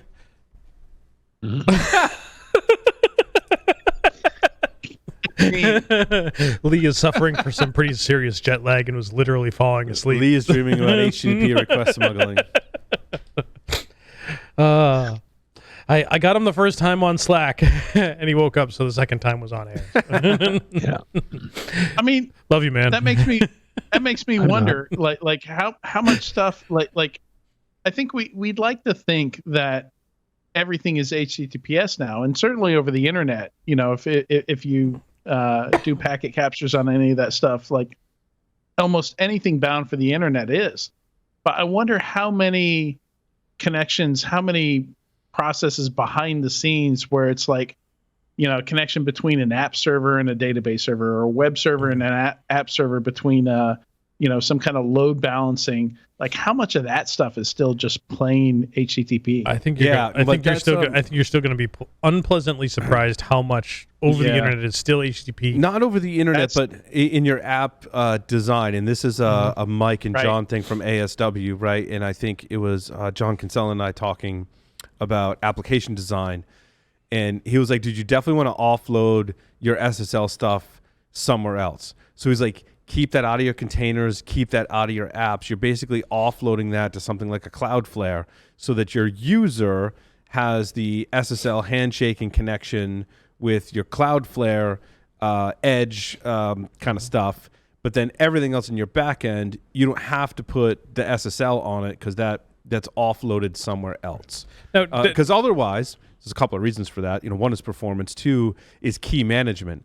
I don't want to start stuffing SSL keys inside of my containers because John Kinsella is like, Paul, what are you doing? Don't do that. Offload that stuff somewhere else. That's the right way to do it. And he's right. But in the case of a request smuggling, in other attacks that I can't think of on the top of my head, right? Your SSRF, for example, the backend stuff is all happening over HTTP because you've offloaded the SSL somewhere else. Yeah, maybe. And still, think about you said it right there. The processing. Mm-hmm. I hate to say it, like brand new iPhone, latest model. You will still find apps that use HTTP on the back end with with all their API stuff for HTTP, because those apps are intended to support back to like iPhone 7s. And you start doing SSL on those older devices that they're still trying to support, and it's a trash experience. Yeah, just the X or basic auth the password. And that's why I say you'll probably be unpleasantly surprised how much is still available over HTTP, especially when you start talking mobile. And I will tell you, we use it as an example in the wireless class. We do some machine in the middle for HTTP stuff still, because it's still there. Mm-hmm. And the examples that we give in class for students to use are 6 websites related to the Rhode Island state government. Mm-hmm. Because half of their stuff is still over HTTP. Oops. There's an HTTP response code here in this article that I've never seen before. Paul, do you know what I'm talking about? There was. Which one? I couldn't. 451, unavailable for legal reasons. Oh, wow. But this was when they were. So they walk through the process, Adrian, of identifying or fingerprinting the application and determining whether it's behind a proxy or not. Because if you're behind a proxy, you can do request smuggling. Is that a Fahrenheit 451 reference? No. No, 420. Well, a 421 is a misdirected request. And there was something about sending it different requests, analyzing the responses, and based on that analysis, determining if it was behind a proxy or not. So it was behind a proxy, like, great, I can do request smuggling. I've never seen that, though. Unavailable for legal reasons. Seems like you could really play around with that and misuse that. Yeah, and then also this article is great because like they have diagrams, flow charts, the whole thing. Yeah, it's extremely well done. I don't know where this blog post comes from. What's the website? I can't see with my glasses now. TIG.me. That's an I. Okay, TIG.me. So do you guys know what? I don't know how to pronounce that. HTTP is the guy's name. TIGME is his first name. Gomers. T-May could be T-May. So which response codes did you say it was? 450. Made in 451. 451. So yes, it is a reference to Fahrenheit 451. Awesome. And it is when it is unavailable for legal reasons, intended to be used when a resource access is denied for legal reasons such as censorship or government-mandated blocked access. Wow. Oh, I love it. Yep, it's amazing. I love a good literary reference. And how about stuff? How about access? How about code 418? What is that? It is the Hypertext coffee pot control protocol. So when that is returned, it's supposed to tell the coffee pot to brew coffee. I just want to say this. It's an April Fool's one. Oh, so this article's old. This article is from last year. It's about a year ago, 2021. Still. Well, and like the rest of his blog posts are older, 2019, 2018, but like one-time passwords, scamming people for Ethereum, stealing passwords from McDonald's users. Like, I hope this guy still does fun stuff. Yeah, does more. He just might not be able to talk about it anymore. He looks like he works for a company called Northwave. He's from the Netherlands. Randstad. Yes. Yeah, it says made in Holland on the About page. Now we're just picking apart this guy. And we're also assuming gender too. I just searched his name. I'm not doing anything creepy. I just searched his name and found his LinkedIn. It's good stuff. Yeah. He's good. Someone's gonna call and be like, "I heard about you on." He's gonna be like, "What? I forgot I even wrote all that stuff." Right? It was so long ago. It's awesome. I love finding these like hidden kind of dusty corners on the internet and articles to talk about. I think it's a lot of fun. Another one that I found was SSRF. So along the same lines, this is all right. So I load this article.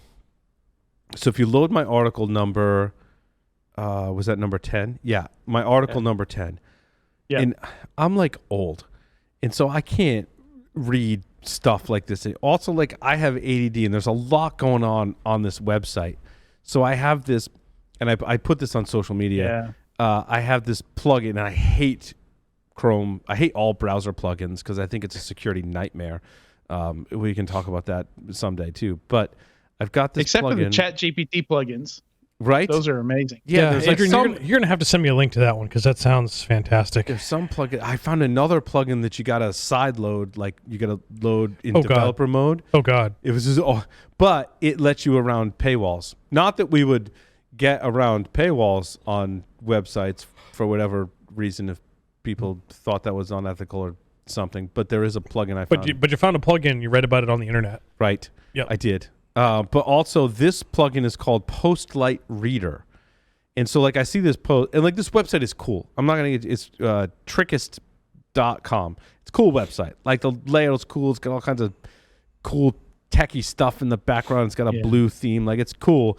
But like I can't. I don't like the static. Yeah, I can't read the article. So I click this Postlight Reader plugin, and it puts it in like an article format. So it's black text on a white background, and it lets me read the article. And I got to tell you, for like, especially folks with ADD, it's immensely, because a lot of times we read these articles and there's like sidebar stuff and ads, and then the chat box is popping up. Like videos inline. It's like, videos. There's all these distractions. I'm like, I'm having a hard enough time focusing on reading this article without switching to another tab or going to Slack and see if I got messages, and then someone direct messaged me on Twitter and like, oh look, a squirrel.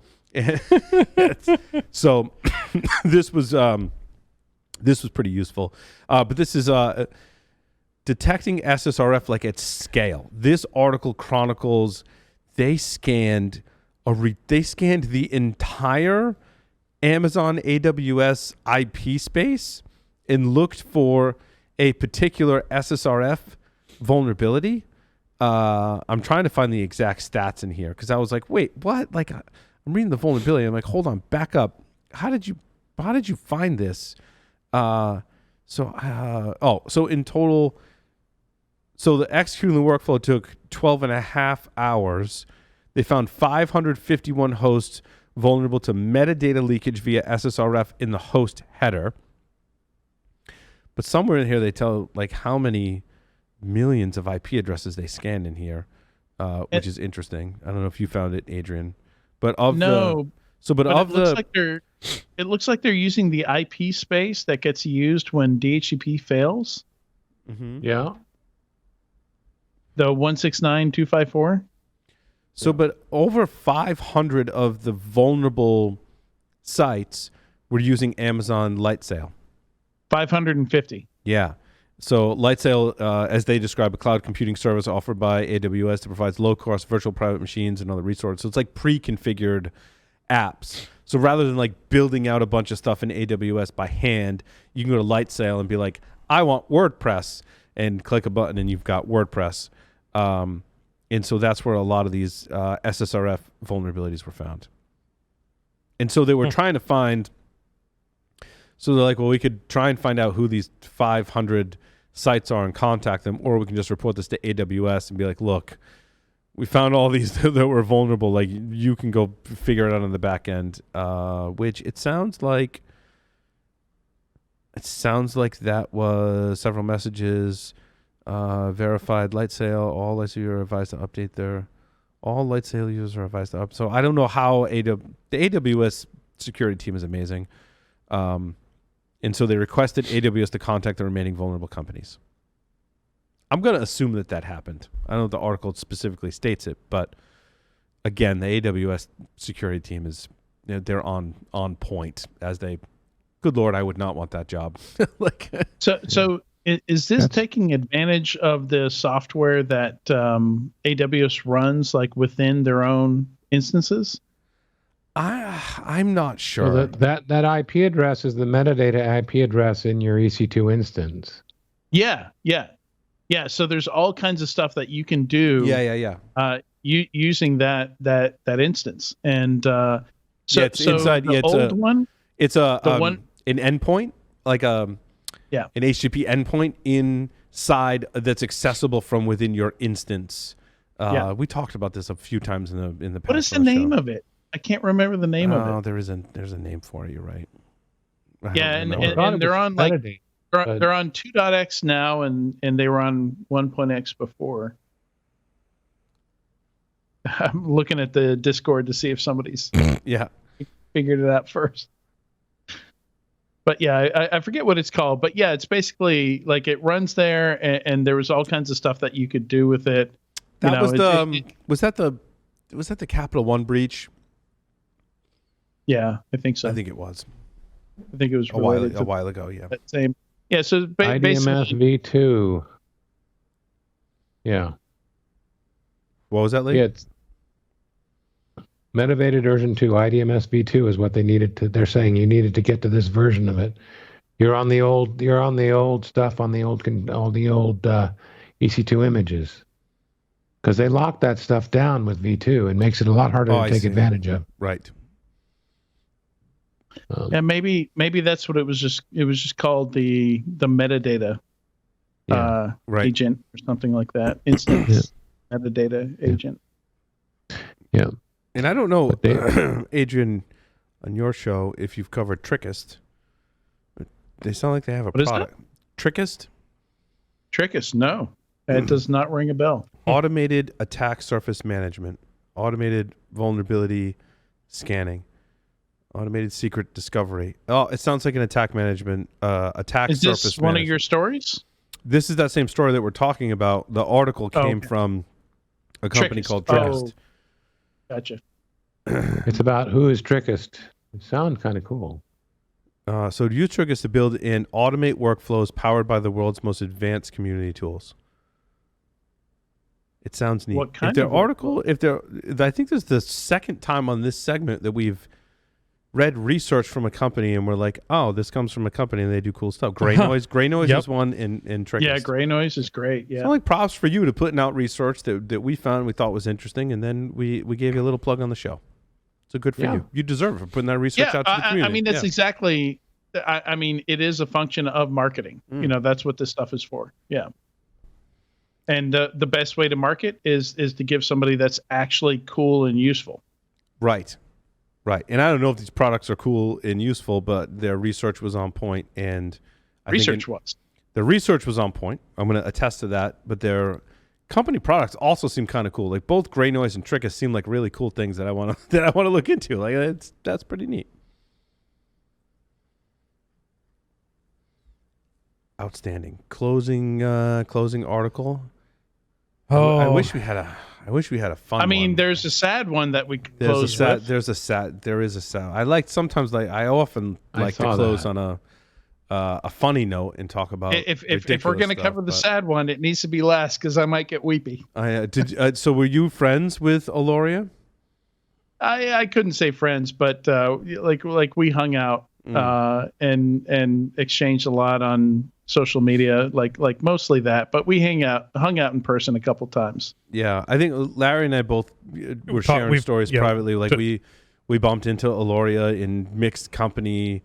Respected her certainly from her social media presence and stuff. And followed the InfoSec meme responses. Yeah. And again, like in passing at conferences in mixed company, but unfortunately, like we didn't get to know her. And to look at our friends and community response to this, oftentimes in these situations, I'm like, oh, I'm sad. I didn't like push more and get to know this person. Yep. So agreed. She's going to be missed by many. Mm-hmm. Which is, it's one reason why I've got this. It's kind of morbid, right? But also, on like a more positive note, like I want to push out into the community and bring people on the show as a way to meet them, right? Just one way. Yeah. Like there's lots of, and I'm exploring lots of ways to. I want to get it back out to conferences and doing more and speaking and going to conferences and things like that, but also bringing people on the show as a way to meet people that I haven't met or I've met. Like Nico's one that like I recognize his name, but I'm like, I don't know, I've never like chatted with Nico before. I'm like, let's reach out, let's bring him on the show. And that affords me and Adrian too, right? The luxury of you get to do a prep call, get to know them for a half an hour, and then bring them on the show for an interview. And the benefit is Adrian, like the host, get to know the person, but now the community gets to know the person a little better too. Yeah. And so I want to do that for the community. So I've got like huge list of people that I'm like, hey, if you haven't been on the show, like it's nothing more than we want to get to know you and we want our audience to get to know you because you're doing good stuff for the community. And Lorenzo's a great journalist. I've worked with Lorenzo on a lot of stories in the past. Mm-hmm. He's fantastic to work with, and I love that he put this together. And he pulled together like everybody's favorite stories. Everybody. Oh, nice! I didn't read this article. Okay, so everybody just kind of collected. Like she had the best sense of humor. She had the most amazing like her fashion sense was on point, but she had the best memes and this collection of hats and shirts and sweaters and things. Like she had this collection of Windows 95 wearable fashion. Mm-hmm. And as she says, never buy her a 3D printer because she created a pickle with Nicolas Cage's face on it, otherwise known as Pickleus Cage, aka Pickle Nick. Great. I remember seeing her social media posts and going, this person has like an amazing sense of humor. Yes. And she was an amazingly capable hacker. She was one of the people who advocated for moving. Like, remember when everything wasn't HTTPS? Yeah. She was one of those people who was in a position where she could push at Tumblr to move the internet. Yeah, she was a CISO at Tumblr. She was able to push for part of the internet to go to HTTPS, which really pissed off telecoms and other companies, that were benefiting off of information on the internet flying around in the clear. But yeah, she never talked about that stuff. Like she was just all about the memes and stuff like that online. Yeah. So a lot of people just knew her from that. And she was also one of those folks that just never like if there was some bullshit, she'd call it out, which I always respect. Right. Love that. Well, certainly she would be missed for sure. Yes.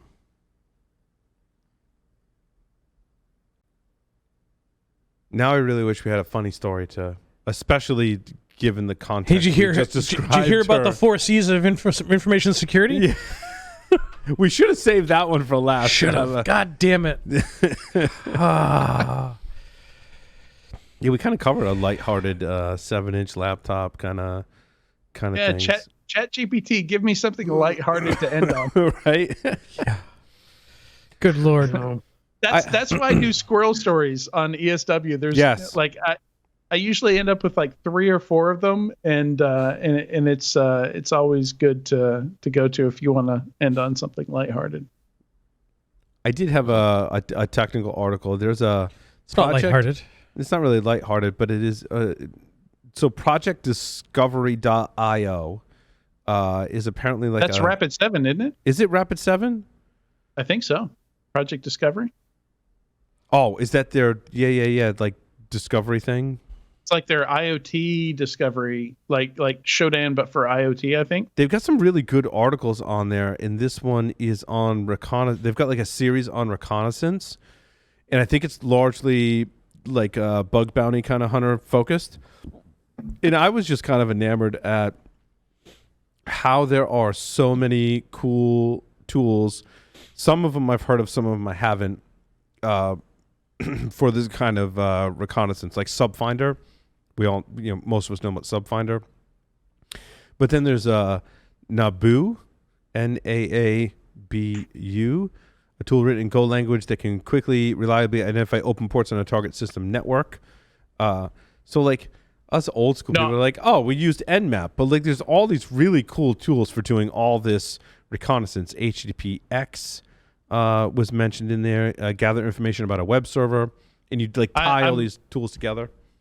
I'm totally wrong. I got to rescind what I said. This is not connected to Rapid7.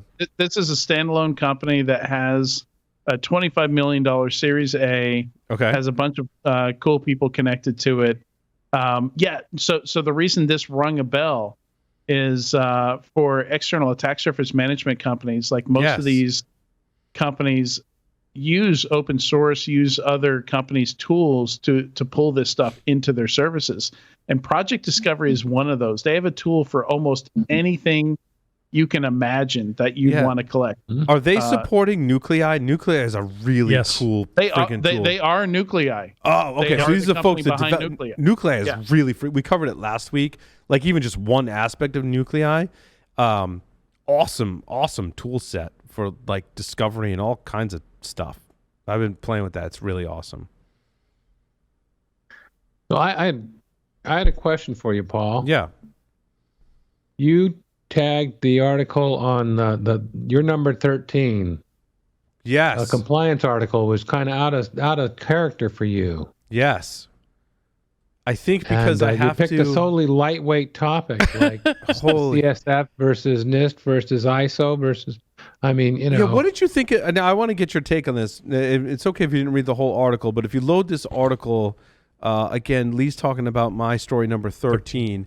I load this article, and all you have to do is look at the first graphic. And the reason I flagged this article is I got to be a little more in tune with some of the compliance standards, largely for my day job and some of the presentations I got to give to various people. Right?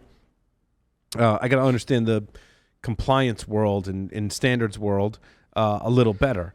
And I flagged this article because I'm like, I want to have this in my back pocket. I want to go back and digest the whole thing. It's a very long article. But you look at this first graphic, and left to right, weaker coverage, moderate coverage, robust coverage, and then it overlays on top various standards and compliance frameworks.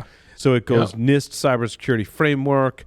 I'll give you the highlights. PCI DSS, ISO 27002, and then culminates in the SCF Secure Controls Framework.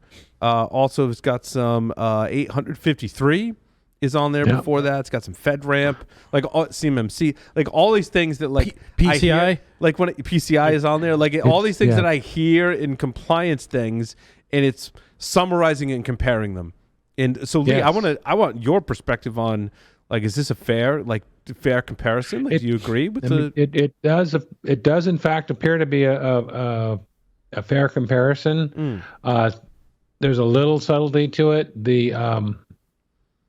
I mean, as you get farther down, there's more, because I live a lot of my life in the NIST land, and they have them in about the right order. The FedRAMP one is a little misleading because it's based on either the moderate or high baseline of NIST. So really it lines up exactly depending on what you're doing, whether you're going for a moderate or high. But I think Jeff would disagree with where PCI lives, because it's a slightly different beast than these other frameworks. No, I agree. But, it's a different purpose. Well, it's also not a federal thing, right? It's an independent standards body too. Well, interesting. I was just looking at something coming in to me the other day saying, we need you to follow this defense standard, and it requires 800-171, and we actually run off of 853 on the particular system as a moderate baseline, which is actually a superset of what 171 requires, and these guys have got it right on. So I think this is at a high level is pretty good. I wouldn't go out and start downloading those individual frameworks and trying to read them unless you've got insomnia. Right, which is why I flagged this article, because I want to read it, because it gives kind of an overview of each one. I'm like, this is kind of a great cheat sheet. This is kind of cool. Yeah, it goes on to describe them. There's more graphics and stuff, and it's pretty detailed, but and for those of you clicking not as detailed as Lee said, is reading all of these standards from cover to cover. And for those of you clicking on the link, it may bring you to the very bottom of the article. Mine does for whatever reason. I had to scroll up. I think that's just a link in the Go up to the top. Yeah. But that is. But interestingly enough, there are actually crosswalks between the different ones. Like there's a table near the bottom that does some comparison between them, which are also useful when you're talking to somebody who lives in one universe versus where you are. It gives like a Gartner quadrant depiction of all the compliance standards too. Like some folks spent some serious time. I'll call it the green box with the yellow stripe down the middle. Yeah, like it's like a heat map, but also a quadrant. Yeah. Some folks spent a lot of time putting this together, and I can't like attest to the accuracy or whether you agree or disagree where everything falls on here, but it's a pretty. Someone put a lot of work into it. I thought it was pretty cool. Right. Interesting. UL 2900's on that quadrant. Yeah, map. even OWASP top 10, NIST cybersecurity framework. Yeah, it's pretty cool. Yeah, and the 20 critical controls are on there, which are intended to be how do you pare down something like 853 to what really matters. It's now 18 CIS 18, that's right. It's now the CIS 18. Well, that'll be so much easier to accomplish. I mean, it's two less, right? It's the same stuff. They merged a few of them. No, it's two less, Adrian. Come on, it's now 18. It's not 20 anymore. It's two less. Math, buddy. If it makes you feel better. The first four are still a bugger for most people. What do you have? What do you do? What is it doing? And what state is it in? Asset management is a tough problem. Yeah. Yeah. Well, great. Then they went from 16 that we need to figure out to 14. Like, because if the first four are just too hard. Yeah. I'm trying to be positive here at the end of the show, right? Yes. No, I like I said, I thought this is a really cool article, but this is the space I live in a lot of the time. And like I said, I was just surprised who picked it. But very cool. Yeah, it was like a cheat sheet for me. I could think of places I could use this. Right. Yeah. Well, hopefully it's useful to people, and I thought it was a good kind of reference for myself. To throw another little joke in here, one of the things that they say, how do you pick a cybersecurity framework? The Coke versus Pepsi analogy. Yeah. And that's easy because whenever you go into a restaurant, does any restaurant ever say, "Oh, I'm so sorry, is Coke okay?" They all of them do. No. They always say, "Oh, I'm so sorry. Is Pepsi okay?" Yes. Yeah. No, you're right. You're right. Yes. Hey, can I what would you like to drink? Can I have a Coke? "Oh, I'm sorry. Is Pepsi okay?" Well, it's the same thing with like, "Oh, I'll have a Sprite." The only one that ever happens to is Jason Street. I'll have a Pepsi. "Oh, I'm sorry. Is Coke okay?" Well, same thing with Sprite and Sierra Mist. Sprite. "Oh, Sierra Mist okay?" Yeah. But you're never like, "Oh, I want a Sierra Mist." "Oh, is Sprite okay?" Yeah. You're right. That's the thing. Yeah. Nobody defaults to the ones, to the Pepsi products, right? Yep. So clearly the Coke one is the best. But I have a funny meme about that with Homer Simpson, and he's sitting there and he's at the bar and he's just like blankly staring behind the bar, and the caption's something like, "You at the bar staring at their abysmal bourbon selection." Yes. Have you seen that one? Yes. So Paul, to me, I'm like, I need to just put Jim McMurray's face on that meme. Yeah. So Paul, if you want to end on a lighthearted story, I did throw one into the Slack that I think meets those requirements and dovetails with what we're talking about right now. What is this? UT Southwestern scientists discover agent that reverses effects of intoxication. Hormone called FGF21 speeds recovery from alcohol poisoning in mice, has potential to save countless lives. Wait, so does this mean I can drink as much as I want and then take some of this and be totally fine? This will absolutely be abused for that reason. Absolutely. I need this in my life. I need this FGF21. It needs a better name. Well, Yeah. well, Undrunk. maybe Undrunk. It is undrunk. Yes. Undrunk.io needs to be a company where I can order this supplement. Needs to be approved by FDA or not. I don't care. Whatever. I'll take it, because if I can go to a con, drink as much as I want, and then take some undrunk, it's great. So, as part of the study, researchers delivered enough alcohol to mice to render them unconscious, mimicking a binge drinking session. Then they injected some of the animals with undrunk.io. While those that didn't receive this agent took about 3 hours to regain consciousness and to stand upright, those that received undrunk.io were able to accomplish this feat in half the time. That's amazing. You know what the unconsciousness point is in blood alcohol level? It depends on the person, right? Well, according to the scale that I read, it is 0.3. If you're 0.3, you run the risk of being unconscious. Ask me how I know. Because you blew a 0.32 at ShmooCon. No, it was a 0.28 at ShmooCon, and I was right on the cusp of. That's when I was like, "Oh, that's good to know," because I'm not drinking anymore. I'm going back to my room soon. Yep. It was also 3 a.m. Yep. Now, Paul, the bad part about undrunk.io is that the folks discovered that it discourages alcohol drinking in sober mice and encouraged water drinking to prevent dehydration in intoxicated mice. So yes, but one of the really interesting things here is somebody with alcoholism, like taking this could be like the equivalent of a smoking cessation drug, right? We don't want to send the signal that it's okay to get drunk because a drug can undo it, right? But undrunk.io may eventually be able to prevent some negative consequences for people incapacitated from alcohol. This is why innovation and technology is awesome. Yep. What a country! What a country! In Russia, we don't eat that part of the dog. So according to XKCD, Ballmer's peak is at 0.14, roughly. What's Ballmer's peak? Oh, you don't know Ballmer's peak? No, is that like a Steve Ballmer? Like I start dancing like Steve Ballmer? It is a Steve Ballmer reference. Developers? It is. Developers? It's the idea that a little bit of alcohol makes you better at writing code, but too much destroys it. And it's like, it's a very careful. Oh yeah. The same thing for like cornhole, pool, driving. For beer pong. Yeah, pretty much anything. Yeah. Talking to women. That came from producer Goose. Talking to women. I like that. That's a good one. Nailed it, Gus. Nailed it. On that note, thank you everyone for listening and watching this edition of Paul's Security Weekly. Larry, take us out. Over and I gotta get to 0.14. Out.